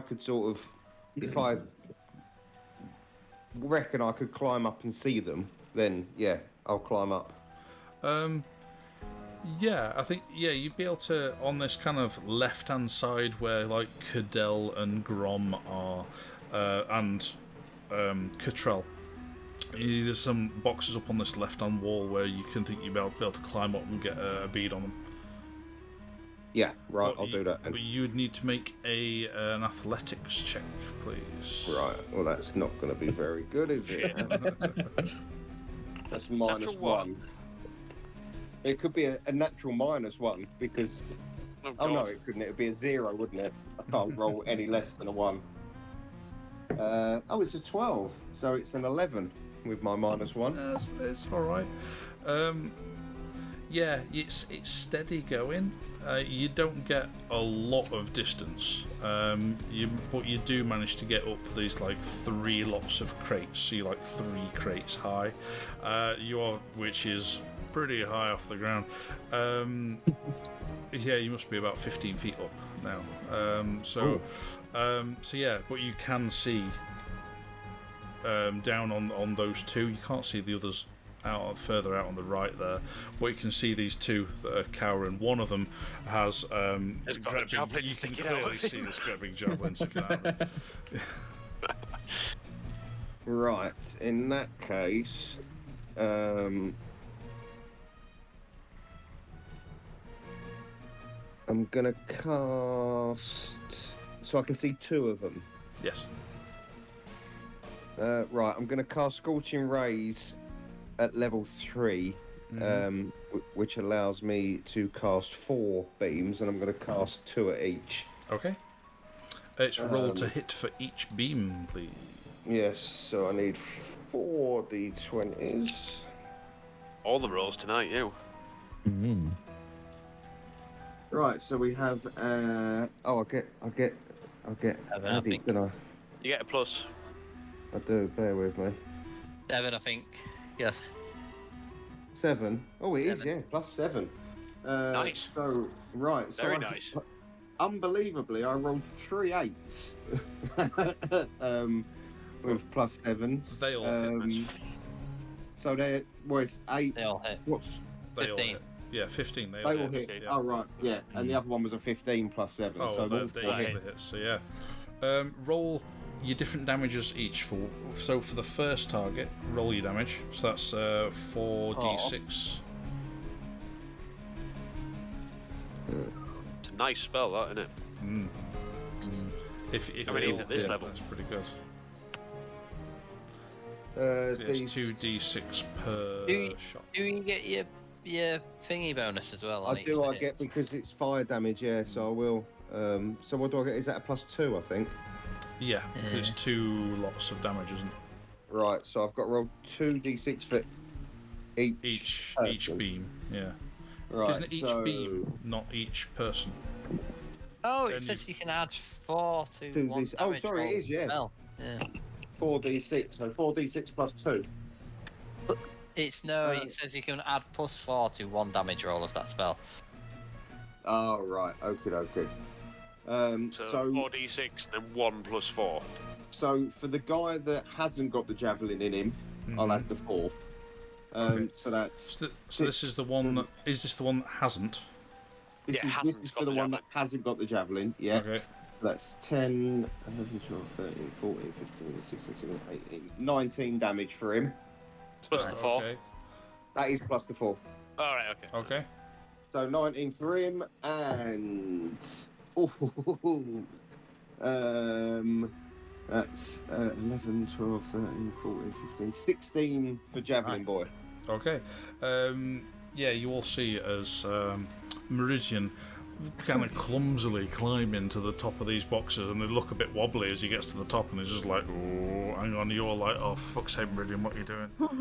And then at which point, then once he kind of gets his foot in, he just goes, and then shoots these beams of fire out, and then these two guys just incinerate and drop dead. Nice. Excellent. Nice. So that's 1 third level spell slot spent, and then I will spend 2 sorcery points for Quicken Spell, which allows me to cast a cantrip as my bonus action, and I will cast Blade Ward, which gives me until the end of my next turn. I've got resistance against bludgeoning, piercing, and slashing. Okay. As I'm Handy. stood Yeah. very high on a box and probably Fair. going to be a target. As I've just. I'm assuming guns count as piercing? It's piercing, yeah, they are. Yeah, I think I hope so. Otherwise, that was a waste of time. No, yeah, they are piercing damage. So yeah, then it is top of the round. Harul is up. Oh, God, I've broken the seal, I'm sorry. Oh, It's not my Harul. turn yet. Harul's Fine. up. Sweet. That was worth the 8-week wait. That I enjoyed that. But So- so, Scratched. did he see where any of them came from that were not the ones killed by Gaz? You'd know where they came from, yeah, I'd say. Okay. Yeah, he'll make his way over. So what's his movement speed? 40 feet. 40 feet. Oh yeah, he'd be able to make it to up to those crates. What's he actually planning on doing?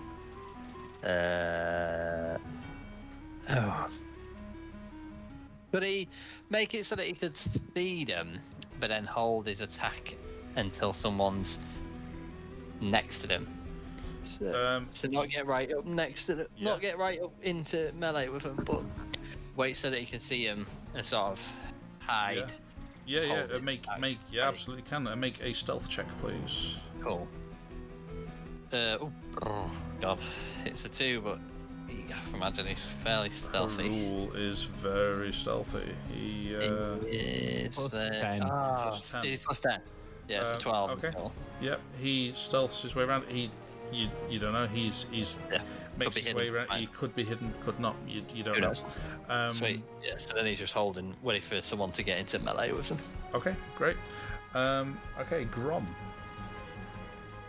So, do I know where they all are? Obviously, because I stood out in the middle and watched them shoot. Yeah, you've stood out in the middle. You've seen everything that's gone on. You know that these two, the other side, are pretty much dead because as they kind of got incinerated, they kind of, at least the one who had not been hit yet, kind of stood up in a kind of burst of flame as just a man on fire before he drops. So you can see that at least he dropped, and if he dropped, the one with the javelin in him probably did too. Yeah, okay, cool. I'm going to go to the others two then. I'm going to run up until I can see him. Okay. Until I'm within 15 feet of him. And with no one else in between me and them, I'm just going to drop a thunder wave, first level, straight towards them. Okay, sure. Is that a roll to hit or is that a save? It's a con save for both, 15. Okay, 15. Nat 20 for the first one. And a natural 15 for the second, so... Okay, right. So they take half. I'll drop it through the firearm, so it's 3d8 halved, so... What are you casting and Thunderwave. Nice. Yeah. So yeah, that's a total of 10, so 5 damage each. 5 damage each. Okay. Yeah. Okie dokie. Fine. But they don't get pushed away, which is a shame. So, and then I'm gonna pick one at random, and I'm just gonna hex him. Okay. You can see them both. You can see one. Oh no, I can't. Ignore me. I can't do that. That's a spell. Ignore me. I can't hex him right now. Very well. Okay, that's fine then. But yeah, you can clearly see that one of them is the one with the misfired gun, and the other one who isn't, but you've just blasted both of them. Yeah. Sure, so it is Hector up next. Wait. So was the two grouped up next to each other? There was two grouped up next to each other, yes. But am I within range with my, 30 feet? 30 feet, yeah. I forget you can move. Yeah, I mean, you can move up to them. Oh, yeah, can I get... Yeah. Only if you do a successful... what roll would that be? Maybe for tumbling. An acrobatics check, please. Oh, God. It's a tumble as you hit the floor to make sure you don't hurt yourself. And make sure you can pick your good momentum as you've hit, otherwise you lose in movement speed. 6 plus 4. Unless you shout parkour. 10. If you shout parkour, you get advantage. Get the parkour! Parkour! Yeah, you get bonuses. Shout. No. Yeah, as you kind of jump down, you don't hurt yourself as such, but you lose momentum on the landing. You tried your best to go for a 3-point hero landing and just kind of didn't quite do it. You don't get the momentum. You're just like, damn, should have rolled it. Never mind. And then start running up. At which point then you might fall just short. I've got 10-foot reach with my holy arm. Yeah, it's a matter of getting around the boxes though to be able to be able to see them. Yeah, you are within 10 feet, but there's the crates between you. In that case, if I can't get to where I can attack them, can I run and just push these crates into them? If I'm not going to be able to run around and get into attacking them, I just want to push the crates into them. No, you're up to the crates, basically. I'm up to the crates, Yeah, right, you've got no more movement left. Alright, okay. So to be able to push, or yeah. Okay, I guess that's my turn. Okay, I mean, because you do have your attack action left over, your main action. So, and they are within 10 feet of you. So you can Oh, still right. hold. Oh, sorry. So I They're can. within I 10 can feet of you. attack. They're just you can't see them, but they're at the other side of the crates.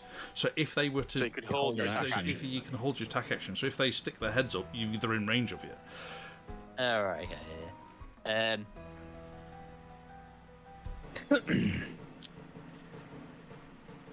It's up to you. Just hold your attack action. In case they pop out, then you can like stabby stab. Stab. Yeah, sure. I'll just do that then. I'll just do that. All right. As soon as one of them pops the head out, Yeah. stabby stab. Okay. Cadell.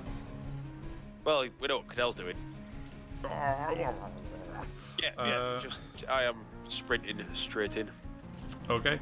I've got a 40-foot movement range. You do. Which means that you can get up to them because it's just 40-foot movement range. You go around the boxes. You go past Grom, straight up to them. At which point, then also Harul, as soon as you get into range, would be able to make an attack. But as soon as you get up to it, I'll allow Harul to make the attack first, just because he was ready to do it. There's a 15 plus. I think it was plus 7. Oh yeah, then he's definitely hit. And that is sneak attack.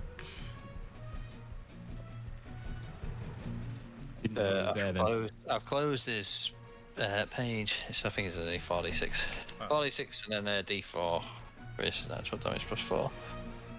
Harul. 4, 6, 10, 14 plus 2, 16. So 20 damage. Oh yeah. So yeah, Cadell, as you kind of run up to this first guy, you're like, ah! And then the first guy gets a dagger in the back of the neck and drops, and you're just like, ah! To the next one, and there's the guy immediately behind him, which you can then attack. Which I can roll to hit with my long sword. A 7, 9 plus 7, so that's 16 to hit. That's enough, yeah. And that's a D8 plus 6 with my rage. Where's my D8? Got so many dice in front of me. D8, that one. D8 plus 6, it's only a 4, but it's a plus 6, so it's a 10 damage. 10 damage. Okay, yep. So yeah, And that's then your first hit. Get a second swing, Mm-hmm. which is 16 plus 7, so that blatantly Easy. hits. With, again, D8 plus 6, that's another, it's a 4, with another plus 6, so it's another 10. Oh yeah, you absolutely eviscerate him. Yeah, he is dead, very, very dead. You just come in with both your weapons, smack, and then he just dies in a crumpled mess on the floor. Because, you realise that these guys are not wearing armour. And... Oh, fuckers. Yeah, and that is... Everyone it. dead? Everybody is dead, Dave. Everybody is dead, Dave. So at which point, I will change music up a bit. I'll go back to damage. I'm sorry? I took a little bit. And Hector took a little. Yeah, to like 12. Just like glancing damage. Yeah, for Cadell anyway, yeah. So yes. So you so what are you doing? So these guys are very much dead. In fact, if it wasn't for Dave slapping me with 2 damage, I lost less than 10% of my hit points. I use second wind to heal some. Okay. I forgot that was a thing. So whilst Hector is second winding, I'm going to run around all the bodies and I just was see just going to say if there's any sort of key or anything, or just going to search them all on rifle to see what they've got. Okay. They are clearly dressed in a sense to make them appear like they're just dock workers. Yeah. They're just in workers' clothes, no armour, purely to look like if they walked out of a warehouse, no one would bat an eyelid at it. Yeah. No keys, nothing like that on board them. Sorry? No keys, nothing. Sorry. These are humans. They are human. They Oh, right. Oh, yeah. they're human. They obviously, other than what they have is a pistol, like a small handful of ammunition, very much akin to what you've got, and also a little stone, yay big, with some sort of magical glyph embedded into it. Ooh. Okay, would I have an idea what it is? Make an Arcana check. That is a 24. Nice. Okay. Good with the Arcana, plus Yeah, 7. I mean, you're pretty good with your glyphs and rune magic. So yeah, you're looking at this, and it looks like some sort of light spell embedded into it. Okay. Right. Very good. Just so like a triggered, like just turn on when you want the light sort of thing. Trigger word sort of. Kind of that. Yeah, Right. but you don't know that without. No, not at all. No one's alive to tell me. Yeah, that's fair enough. Right. So I assume then I'll take the 3 guns and all of the ammunition. Of all the 4 people, Yeah. 2 of them have been incinerated beyond use. That's fair. Yeah. Okay. The other And one's misfired. I is assume that misfired one. and One is broken. exploded. Yep, and one Yeah. is in working condition. But I'll tell you what. I'll take the broken one and the working one because I can always use the broken one for experiments. Okay. Yeah. And it's exactly the same pistol as what I've got. Yes. Right. Cool. Excellent. And how much ammunition? You'd get the 2 that burnt up. Yeah, gone. Melted the lead. Yeah, pretty much. And because what it is, it's like a little paper folded up with your black powder in, and then you've got your ball bullet in a wax seal. The wax has melted away, your paper's burned up, and your black powder's fizzled. So yeah, it's pretty much you get your pebble shot out of it, your ball shot out of that, but then that's it. But then from the other 2 that weren't incinerated, you actually pick up 4 rounds. Okay. I'll do double what I've got. Very good. During this time, can Cadell start ripping open some crates and seeing what I can see inside them? Do some rage crate opening. Make a strength check. Yeah. Strength check. Nice. Yep. I'm going to quickly get down before we start smashing the shit out of the boxes. I'm just ripping the tops off them. I'm not like doing damage. Yes, but I'm 15 foot off the ground on top of the boxes. Yeah, but it's only the ones that are near me. Strength check. Oh, it's a 17 plus 4, so that's 21. 21, fair enough. Nice. Yeah, you take a moment just to get a good grip because they've clearly been nailed down. And you get a good grip and you go, you tense for a moment and then rip one open. It clearly damages. It doesn't just lift it off nicely. You rip off kind of part of the top of this where the nails have actually held it on. You manage to rip off out the one nail where you were gripping it, and the rest of it snapped where it was held down by the nails. And so you then open it up, and there seems to be loads of like sawdust from what you're looking at, like a big crate, like a rummage through. Okay, make an investigation check. Investigation check. Oh, that's not what I'm good at. That's a 0. Come on, give us a good roll. Come on. Ah, it's a 12 total. 12. Okay, so you start. I mean, you're pretty big. You can probably get most of your upper torso down into these crates. Hands so like spades. You start pulling out. You're not subtle at all in your investigation. You're just pulling out chunks of sawdust, like over your shoulder, until you get to the bottom of the crate, and you've pulled all the sawdust out, and you're like, it's an empty crate now. It's a fake warehouse. Oh, that's only one crate though. We got lots more crates in here. Right. Are there any, yeah, are there any so- markings? Down on that. Are any of these crates got markings on? No. No. So there's no way to distinguish. So it's not like they're going to have some. Is there any marks on the floor like the crates may have moved? Make an investigation check, and by all means, that Harul can make an investigation as well, because you know what he's like. He would just look around everywhere. I get a 17 for mine. Oh, Okay. there's a 19 plus. Okay. What the fuck he has got?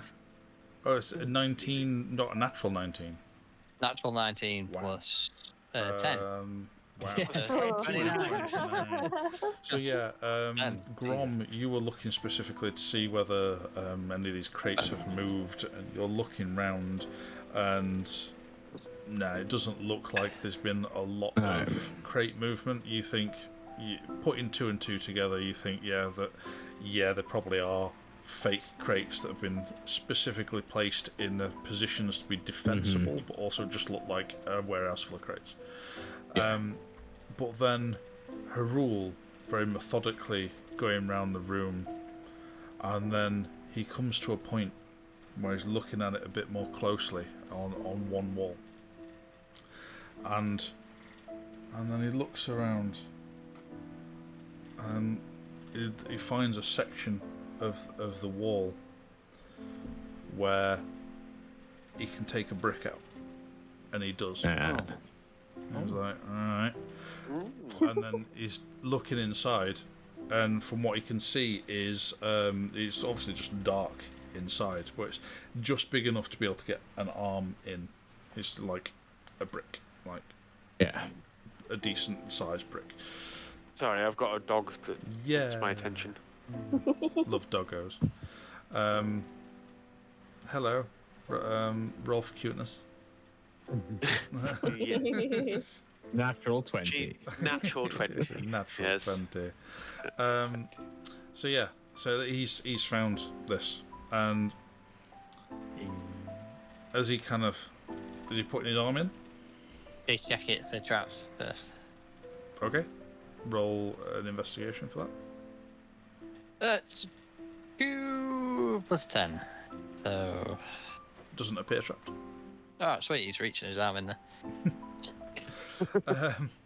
He puts his arm in, and then it goes in a bit of a way, and then he can feel like a back wall. Alright. But then he feels down a bit. Can't feel anything. He can feel side walls, back wall, top. Can't feel anything down. No. Yes, my beauty. Is there like anything that he could pull, like a lever or something? No, he has a bit of a rummage round. Nothing. Nothing. Did I stop? I'm sorry. How dare you? What was his? Grom, mate. Come and take a look at this gap here. Oh, I think you'll found something. I just flick him one of my little cubes of light. No, I think you found something on one of them fellas there. You know, I did actually. That's right. But we don't know how it works. It's a little light spell. Should we just? My arms are a bit short. Yeah, pass it over. Let's throw it in there. All right, I'll drop it in there. You're just dropping it in. Yeah, well, take it and drop it. Yeah. Yeah. You just drop it into this gap. You hear it clatter against the walls a bit. Oh, ball back. Now it's fucking lost. Hits the bottom. Yeah. Oh, See, I told you. Look, it falls here, for some way though. falls for some way. Before you So I'm can gonna- hear it hit the bottom of somewhere. Oh. That was probably the key to get to the elevator to take us down there. Yeah. Meridian, come here. Yes. Come here. Right. So, do me a favour. Your cloak. If you were to wrap your hand in it and shove it through this hole, you'd see down there, right? Yes, I believe so. Yes. Lovely. Excellent. Take this little cube that's going to emit lights and just drop it down there and tell us what you see. Okie dokie. So I wrap the end of my cloak around my hand, put the cube in. A little infused pebble that I've got that I carry around that emits light, a dim light in a 5-foot radius, and then you can drop it And down. I poke my hand in and let go of the cube. Okay. You activate Grom's cubes, and as it were, Doesn't have balls, has cubes. Dwarvish. cubes. All very angular. Yeah, you drop it in, and you can see it falling down this very long, thin shaft, as it were. Like a thin shaft. And yeah, I say, as like Harul was describing before, it drops for quite a way to the point where it's difficult to start actually making out what's going on, and then seems to hit something and then bounce out of view. But then you can see that is some form of light down there, perhaps something a little bit above what just that from your cube that you dropped down, the pebble or whatever it was. Shouldn't fucking drop that down there. Maybe one of you here casters could turn one of us into something smaller and get us down there. Well, I mean, you're not wrong, but I don't think you'll fit through that gap. Something small, like I can make the gap bigger. I can make it. Well, you could make me a mouse or a. I don't know. yeah, that would be you. Like, what's protecting this gap? I mean, is it like stone wall? Is it? Is it the size of a brick? Did you say? Yeah. It's a hefty sized brick, but yeah. So, enough to be able to get an arm in. I mean, I think Cadell's arm you would never probably struggle, but yeah, most people. Harul, are you? You're never you getting a cannon out of there. So- yeah, I'm fairly quiet, so I guess I could go in there. Okie dokie. In that case, this shaft itself is not big enough for a person to fit down. No, we're not. No, If he gets too tiny, as being do not thunderstep him in there. Okay. no. I'm gonna cast. I'm gonna cast polymorph on Harul and turn him into a mouse. Okay. I will back him up. And it's vertical, you say. Mouse is going to have a hard time with that, innit? Oh yeah, that's a good point. That's good. They can. They're all right. They're okay. It's a long drop though. Oh, What we'll do Right, then I'll is turn him into a tarantula. that's a better idea. All right. Spider can easily crawl down the wall. I'll save my spider climb then. No, the spider can easily just tarantula can easily. Yeah, well, I was going to cast spider climb on him, so a spider will be cheaper. One spell. I'll spider my way through then. I can also talk to him at the same time. So Oh yeah, he's got beat. He can talk to animals. Yeah. You can talk to beasts. Is a spider not a beast? I don't know. Just No. have a look at them. I'll tell you in a moment. It's worth checking. It's not a giant tarantula. Spider's a monster. Oh. So Okay. I don't know what an everyday spider is.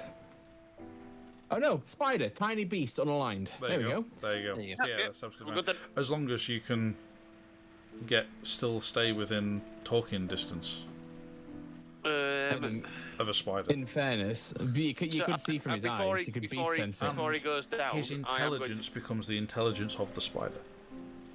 Yeah, 1.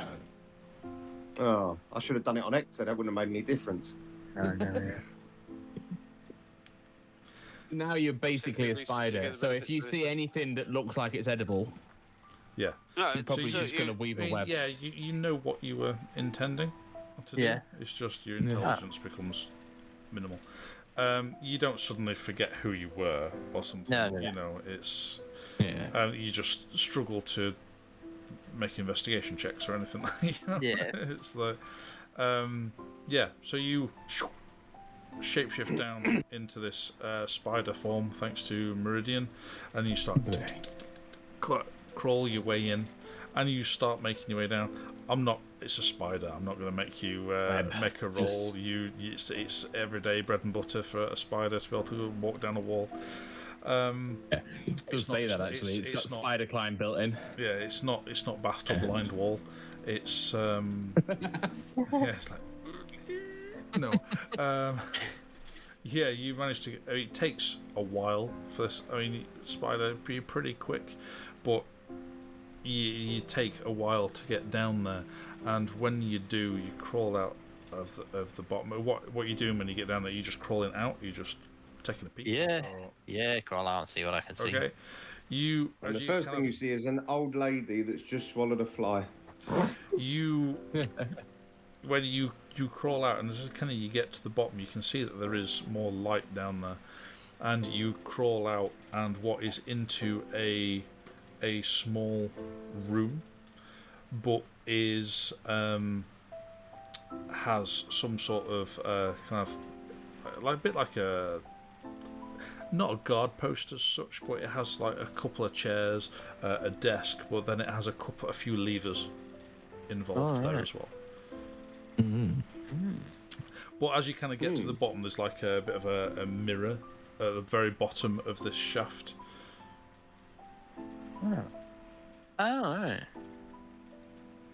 At which point, seeing through his eyes, I explain to the rest of the party what he sees.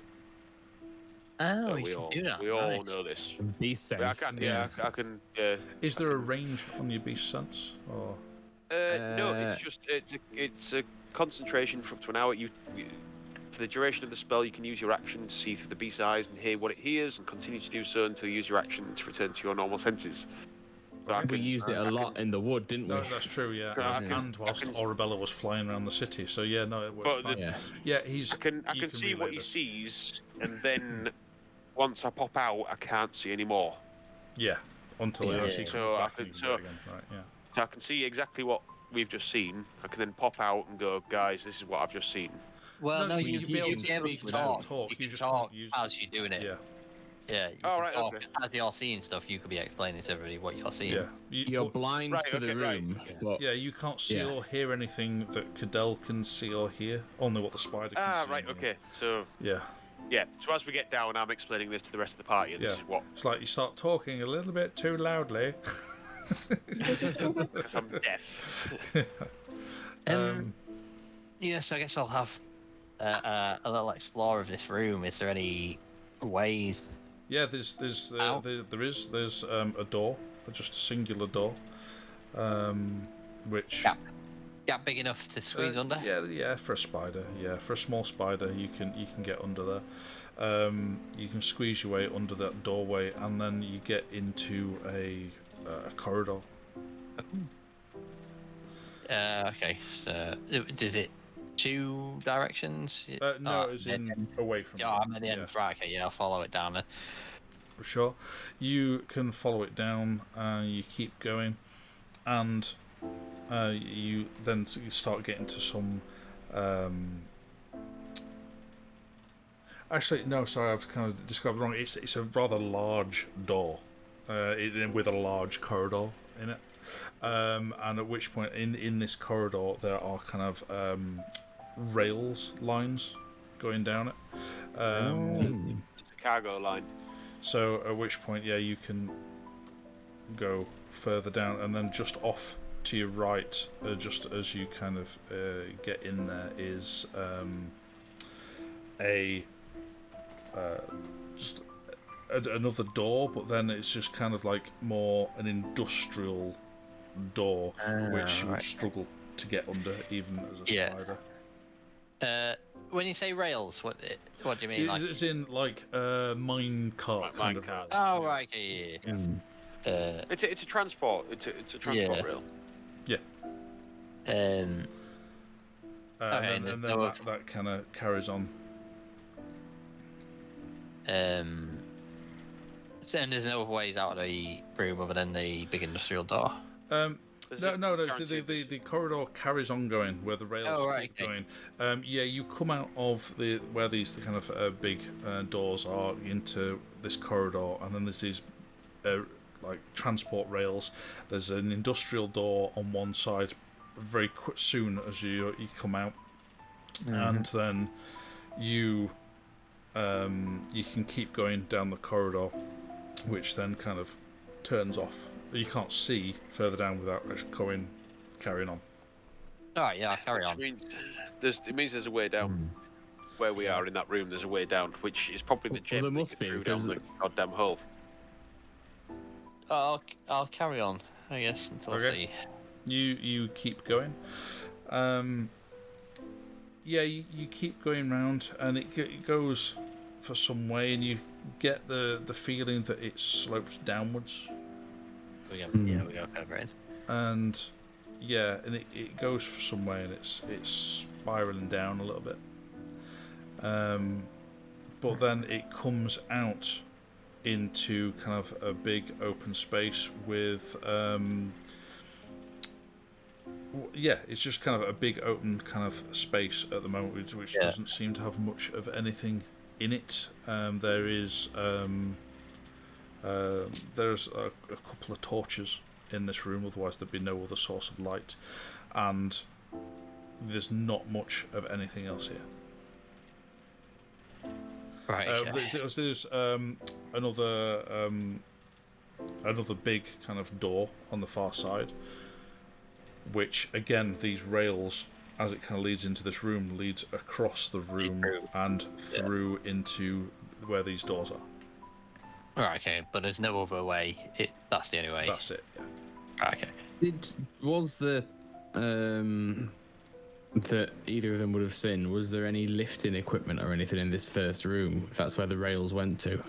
We saw levers. Yeah. In that levers. first room, there were levers. In Yeah. there. Yeah. Alright, well, That's- I'll head back to that first room.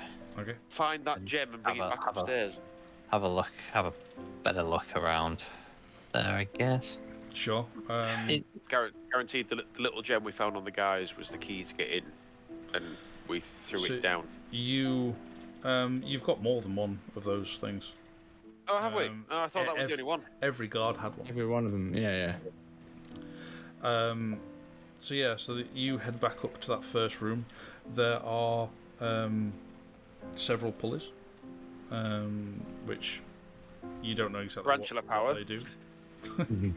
Anything? What? They're just go straight into the floor. It doesn't look like they're connected to anything. Well, you assume they're connected to something. You can see. You can't see what it is. You can see that there's some sort of gearing immediately that it's connected to, but where that gearing then connects onto, you've no idea. There's nowhere. There's just this route up. There's nothing else in the room. There's no other entrances or anything. It's just that small, narrow. Yep. Nothing that looks like an elevator that you can just press a button on and bing. Right. Whilst this is all going on, Grom's going to investigate around that wall and that brick area again. Okay, make an investigation check, please. 15. Okay. Because you kind of get the inkling of there must be some other kind of way down, you're specifically looking for anything else out of place around here. And then you're looking at the wall where this shaft goes down, and then you're looking around the floor, and then you realise that the floor that you're on, where you're all kind of stood huddled around this thing going, right, Cadell, what's down there? Hollow. It's not hollow as well. You can see that there's like a seam to the floor, and you're like, actually, of all the crates in here, there's no crates actually sat on this space, which is the biggest kind of space in this warehouse. There's no It's an elevator. mechanism or anything, and it looks like it's done from down there. You can't see any. Can't kind find of, any you can't- controls. No controls from here. No. There's no way How much for me. time's passed, by the way? Yeah, there's no way for me to dispel polymorph on myself, is there? It has to be done by Suicide. the caster. How long does polymorph last for? An hour. Is that right? An hour for polymorph? I believe so. I'm just Okay. looking, yeah. You can possibly hurt yourself. Yeah, I was going to say you can climb up the Yeah, shaft if you and then take any just drop, damage. like face first. Commit suicide. Would that kill me in the shaft? So I'd just No, expand. you'd appear out of fall the and hit the shaft, bottom. Yeah. and then Alright. hit the mirror at the bottom, and then bounce into the room as you shape change it. You've got All one right. hit point. Okay, right. Well, we'll have a crack at that, I think. Okay, you climb up some way. Make an intelligence check. Where's a spider? -5.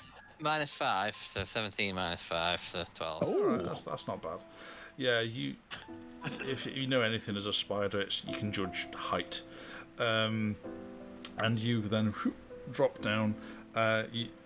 You drop down this shaft. It takes a lot of nerve to be able to drop and then purposely hurt yourself, and you would take 5 points of bludgeoning damage as you hit the bottom, which then goes over onto you as you hit the bottom. So yeah, you appear out the bottom at a reasonable pace. You hit this mirror with a bit of a splat as you then bounce into the room as you back into Hector, and just kind of stumble into the kind of the desk and the chairs and end up in a crumpled heap. And in the meantime, Cadell just goes. I was Harul, wasn't I? I wasn't a Hector at this point. Yeah.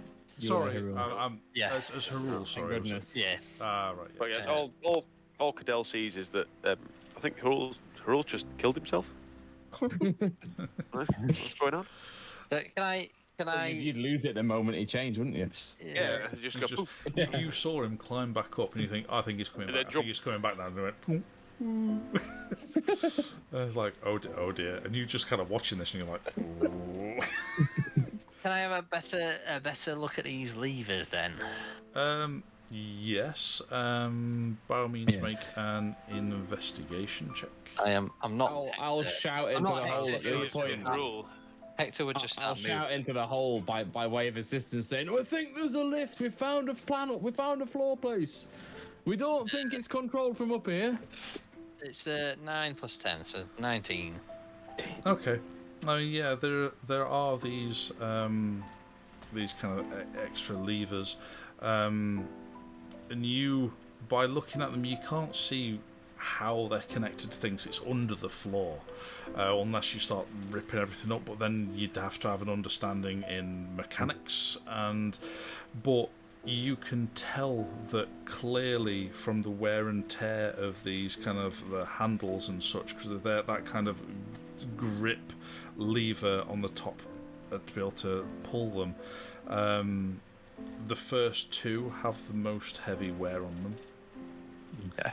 And the other two, not so much. All right. Yeah, we'll pull the first Okay. two, I guess. It takes a bit of a clunk, clunk, and then you can hear the kung, and then the space where Grom is stood on, and as well as a few other people as well, just goes kung, and then you're like woo, and then it starts moving further down. At which point there's maybe a couple of people who are like only 1 foot on the elevator and one off and go, oh dear, and then get back on it and they'll shuffle onto the space. But I mean, it's a reasonable sized elevator, like 15 feet. So it's enough space to be able to get people on. And then it comes down, and as you're kind of doing that, you feel that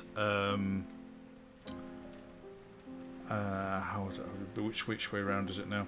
Yeah, the way it's kind of geared up, Grom can kind of tell that there's a lot of pressure on it, like it's off, like the calibration's off on it, but it's going down. It's clicking its way down, and it takes quite a while to be able to click down to get to the bottom.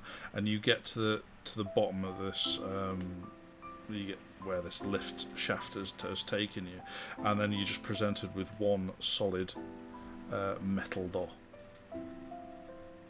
Is it locked? I go try it. You can open it. That's absolutely fine. Okay. Yeah, it's a big kind of, and then you can open it. It's with like Submarine door. Submarine kind of door. Yeah, and then you can open it again. It is sturdy, but it's not locked as such. No.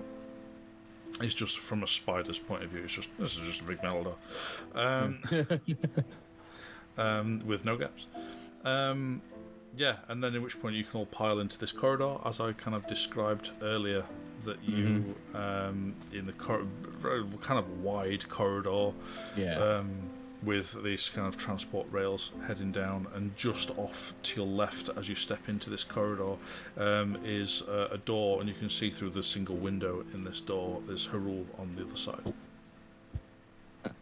Hello. G'day, guys. G'day. I think I'll crack the code, so to speak. So, which one did you pull? Let's have a look. Well, I went with this one here because there's lots of wearing. There. So that one there. So obviously I'll infer from that then that the other one is back up. But there's two others, are there? Yeah. There are two others, which you're uncertain without having actual time to investigate it and figure it out.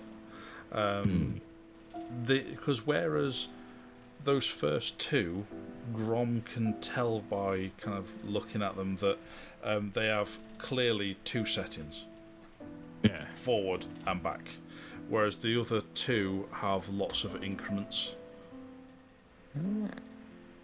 Interesting. It could be to tune it, maybe. Maybe it's to balance the weight a bit more. So yeah. It was there's a Kevin. I'm pulling the second lever. I just thought I'd see what my dice told me to do. I'm going to pull the second lever. 2 clicks. Oh, there's in the next one along. Is still another. The second of the two. I don't know. The second of the two, you don't know. Okay, the very end. Yeah. Sure. Yeah. There's the 4 levers. You're picking the end Click. one, and just listening out. Just 1 Yeah. click. 2 clicks. 2 clicks. And I'm listening. Click. And yeah, you're having a keenness. Make a perception check, then, please.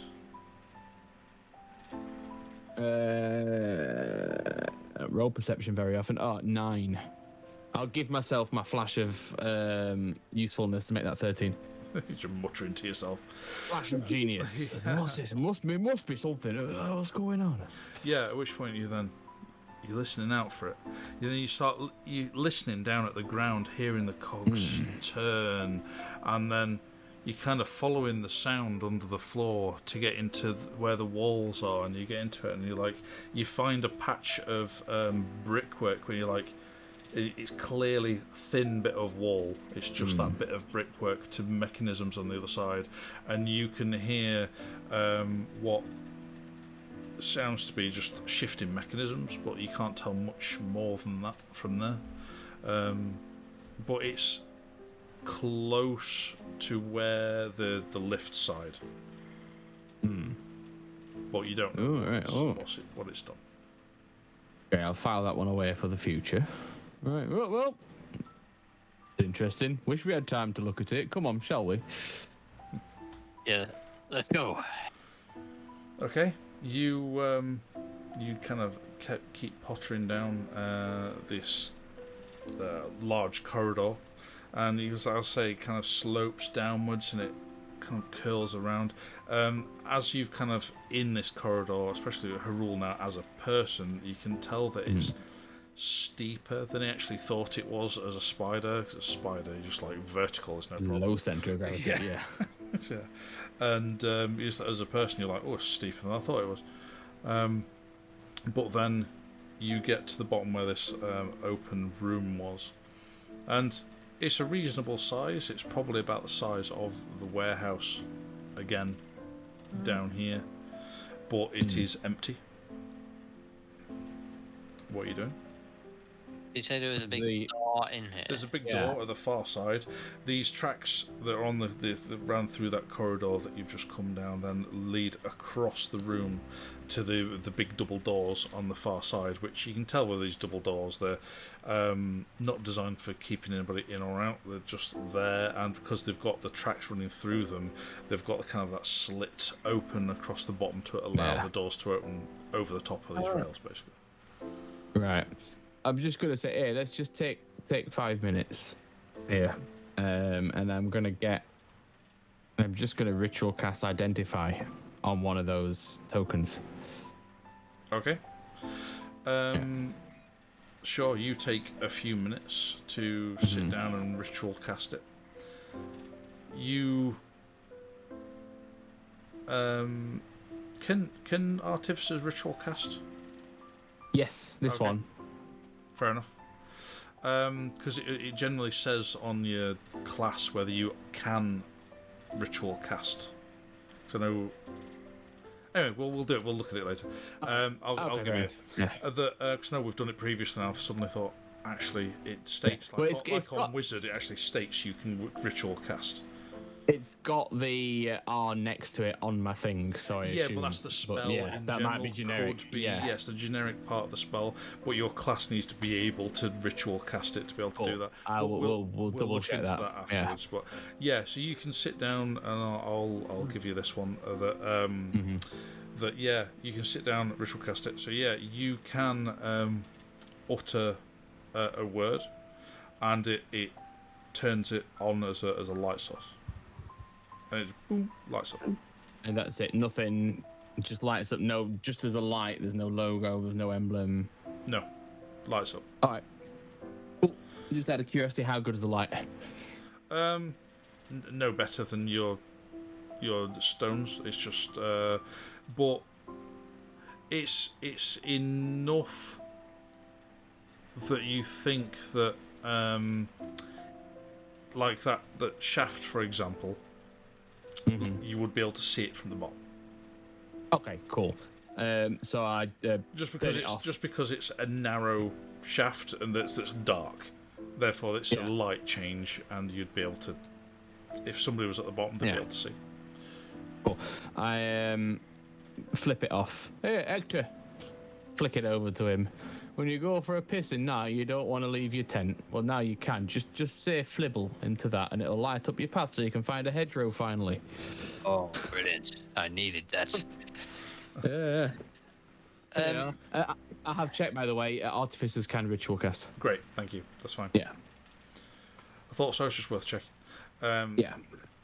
But yeah, sure. So you've done that. So you've taken a little bit of time in this Yeah. big, It's not big any empty help. space. Can Harul, while that was going on in this 5 minutes, can Harul have just checked in this room to see what sort of signs of movement there would be? Did it look like there was heavy footfall or sort of, I don't know? Yeah, Signs of I'll easily be able to do being this. His passive investigation is immense. You're looking around this big empty room that you can tell just from off the floor. Lots of dust has been scraped along, and there's been lots of footfall. There's patches of dust here and there, but none of it is stable. A lot of it's been moved. There's big, occasional big footprint here and there. All seem human-sized. No signs of smaller footprint. No signs of small feet. No. Okay, shall we press on through these double doors? Okay, you I reckon press on. so, yeah. You blast. I say blast the doors. So I'm being dramatic. you open the doors. They open up with a minimal effort. A bit of a creak as these doors open, and it leads on a little way, not very far, just a little way to what looks like a workshop that Grom would identify as a workshop. There is a forge down here. There is kind of other kind of desks for more bits. that's for more fine-tuned metalwork than you're particularly used to doing. You're much more used to doing big pieces like armor, swords, hammers. Yeah. This is yes, they've got forges, but nothing massive.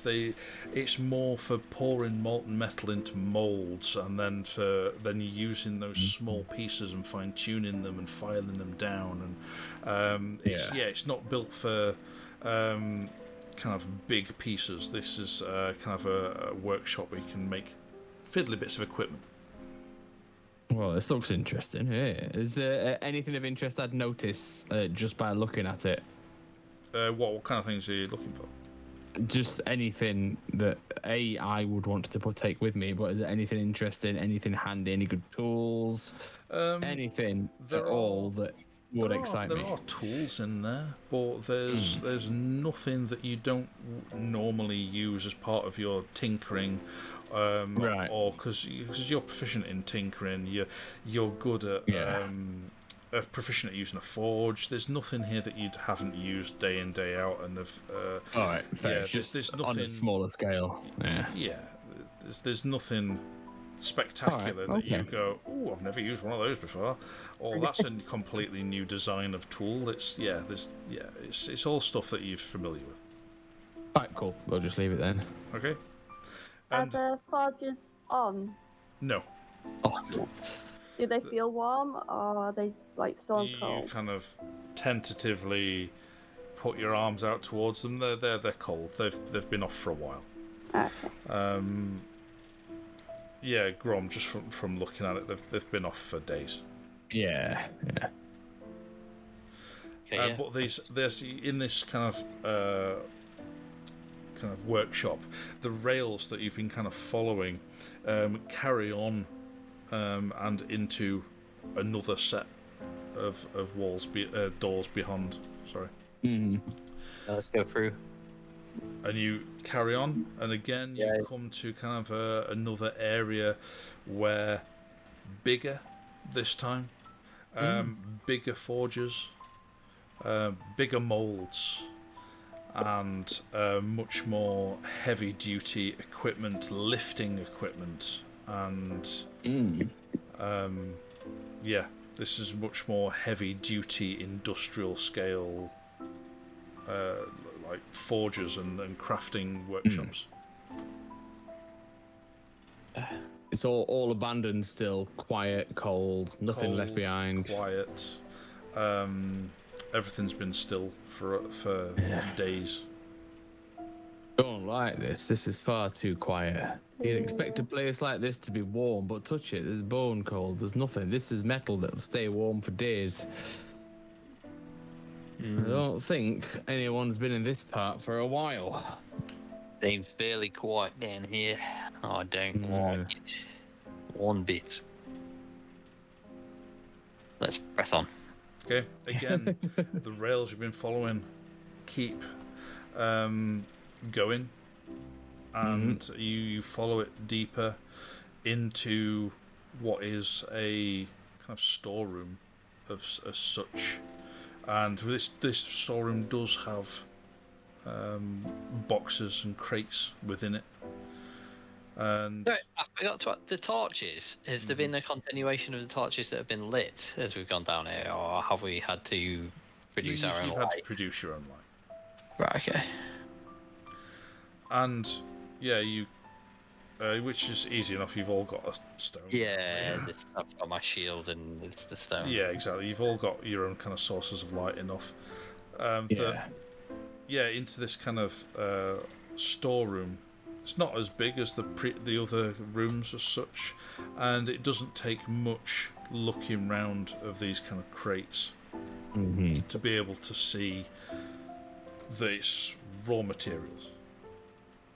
So you're looking at lots of iron, lots of wood as well, actually. Some good solid bits of like timber that are down here, and there are. But it's where the rails end and where you find like minecart effectively, which is more of a flatbed for transporting things than it is for bits of ore and rock and things like that. So, and that's where the kind of rails come to an end. But there are doors beyond. Oh, doors beyond. Same sort of doors as before, or No, just these more utilitarian? These are more human-sized doors rather than industrial-sized doors. Yeah. So what are you doing? Open them up. Knock. Let's knock and see who's home. No, open them. Grom goes up to knock and Hector just goes, "No, just open it." And you go you go to try and open the door and it's locked. Oh. All right then. Grom walks up like, me or you? Rock, paper, scissors. Herul. Boulder, parchment, shears. Yeah. Boulder, parchment, shears. Yeah. Yeah, sure. Go on. 3, 2, 1. What is that? Cheers. Two shears. Oh, I'll tell you what. Cheers. Is there more than one door? No, it's just the one door. Race. Go on, you have it. Herul's like, enough of this nonsense, and then Herul starts like locking it. One tries to with a lockpick. Oh yeah, make lock picking check then. Thieves' tools check. I've rolled it and it's another natural 20. You're on fire with it tonight.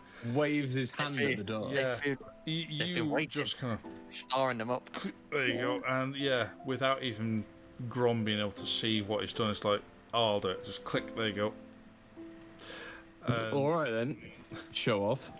And then just opens the door.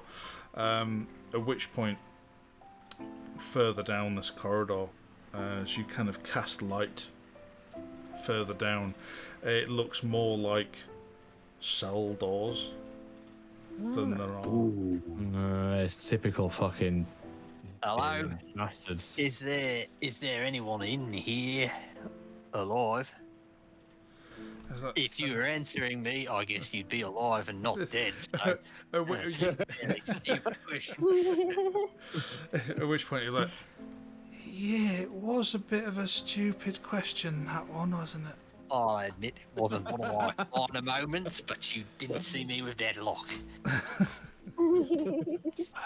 At which point you see a hand reaching out from behind some of the bars.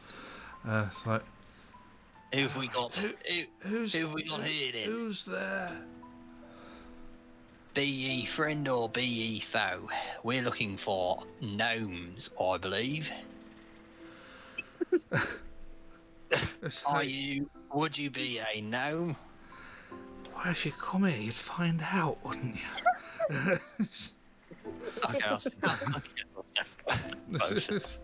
Yeah, you get closer. You come round. Is there what was a pitch black corridor, pitch black cells, and as you cast light into the room, like they're having to shield their eyes a little bit. There are 4 gnomes per cell. Oh, gnomes per cell. Yeah, and there are 8 cells down here. Whoa. And they look a little weak. Malnourished. Yeah. Oh, They do look malnourished. Like they've just been left abandoned in the dark for days. Oh, let's give you some food and some water. Wait, should we let him out first? If you can, you're mighty kind. Bust out our rations.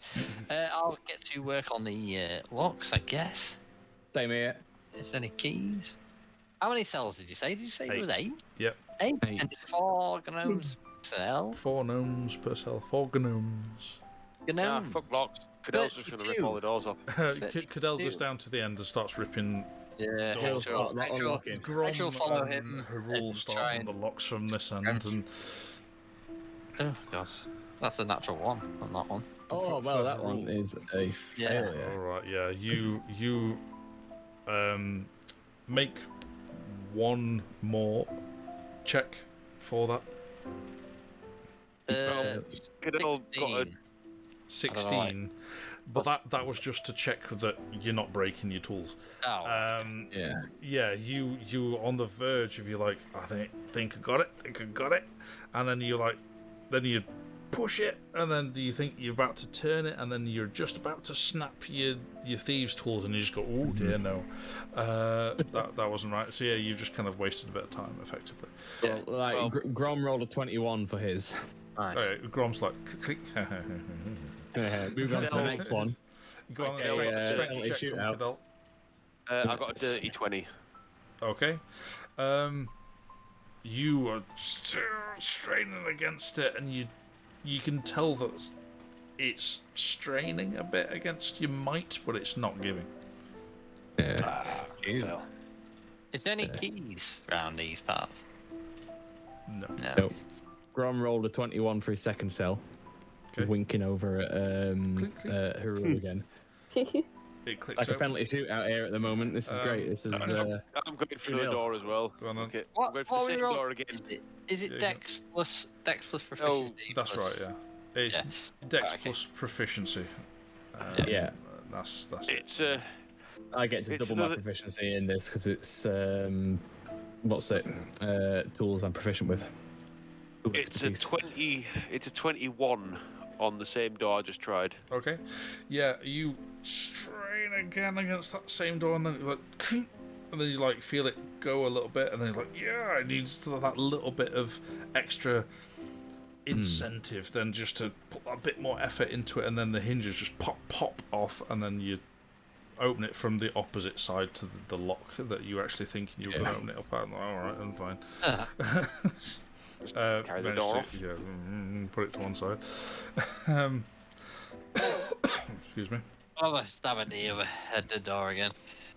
Oh, it's a 17 plus, I think it's 7. Plus plenty. Yeah, you then get that one open fine. Yeah. For Grom sake does of his third door. Hits a brevity. 20. Yeah. You just say you eventually. Then We'll time, get there eventually. Yeah. This is entirely just so Grom gets one over on Harul. which you were ahead, and just because that first natural one. And I'm just holding the door, looking at them both, going, yeah. Yeah. I'll take one look at Harul's ever so slightly bent lock, being like, do you want me to straighten that out for you later as well? And now it still works. Don't you worry. Which point then, these gnomes are struggling to get to their feet, and they do, but they're emaciated. They're covered in urine and Shit. yeah. It's like they've just been abandoned in a locked cell. I'm gonna If only someone. I've got prestidigitation. I was about to say, if only someone had Harul's got that. it. Harul's got prestidigitation, so he'll quickly go around and prestidigitate them. Yeah, and so all the piss and shit just goes onto the floor. So as we're, I guess, in the as we're meantime, giving over Cadell's- rations and stuff. Cadell's walking around with a canteen, going like, Yeah, and they're willing, just like snatching it off you, just doing it. But they're very appreciative and very polite about it. But they're very much snatching it off you, like they are so thirsty and hungry. They're just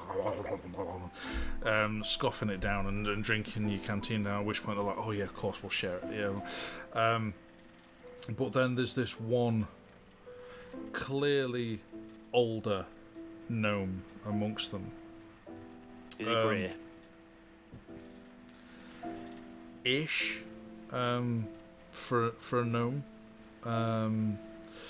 but gnomes live longer than humans. So they're clearly older than the rest. The rest clearly seem physically very young. At a glance, you might have mistaken them for children had you not known they were gnomes. But he kind of steps out to you, and it's like, why the sudden change? Much appreciative as we are, though, strangers. But why? What's changed? We've Well- been here for a long time. Well, first off, we've learnt about you today. We didn't know you existed before, otherwise we'd have maybe made an effort to come find you sooner. Yeah. How, Sure, you probably were. How long have you been down here? Me? Well, all of you. If Some have been here, not as long as I. A few years. there are no gnomes up there in our world. Yeah, where do Does you not- come from? From undercities. We naturally underground dwellers. Well, I don't know as to what you've been made to do down here, but I can guess from what I've read and from what I've seen on my way in here. But it looks like you make firearms akin to these, and I heft the pistols. No, he Have you been holds his forced hand into out this? and takes one from you. Like, they're ours, all right. Aye.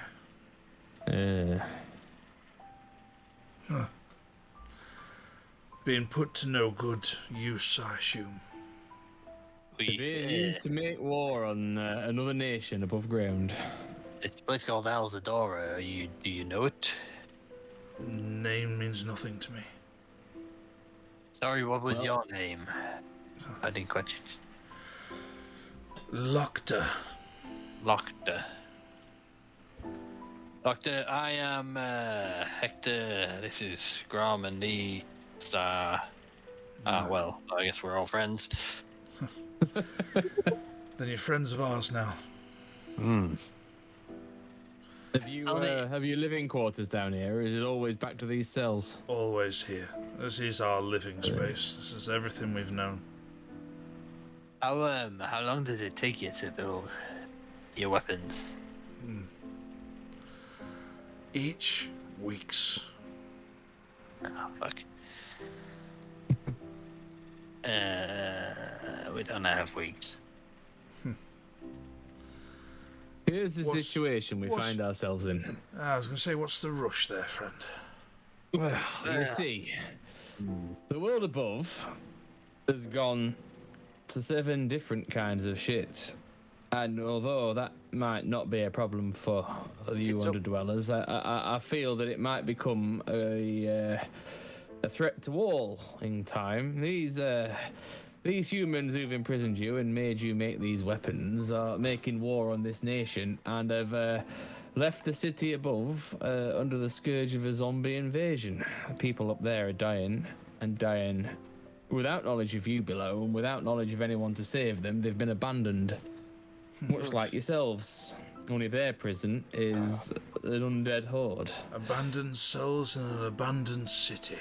Well, Aye, you're not wrong. I've got a very restless dog here. I'm gonna have to get her out. then we were going to be calling it shortly anyway. Yeah, mate. we've reached our key area here. We have. This is about where we're going to call it. So She won't leave me alone. That's That fine. means she needs. it's a good as point as any. So you having rescued a large I know Athena. troop I know Athena. gnomes, I know. a little weakened as they are right now. Yes, But- I know. Gnomes as they are, you have survivors with additional knowledge. I'm sure you'd want to ask them all about, which we'll have to do next time. Next So, week. Oh, yes, indeed. Say next week. Maybe Yeah, next we can No, do a it's bit of a deep dive with the gnomes next time. We can't will be aiming for the 9th. I The know 9th. last time we said it would took a little longer than normal.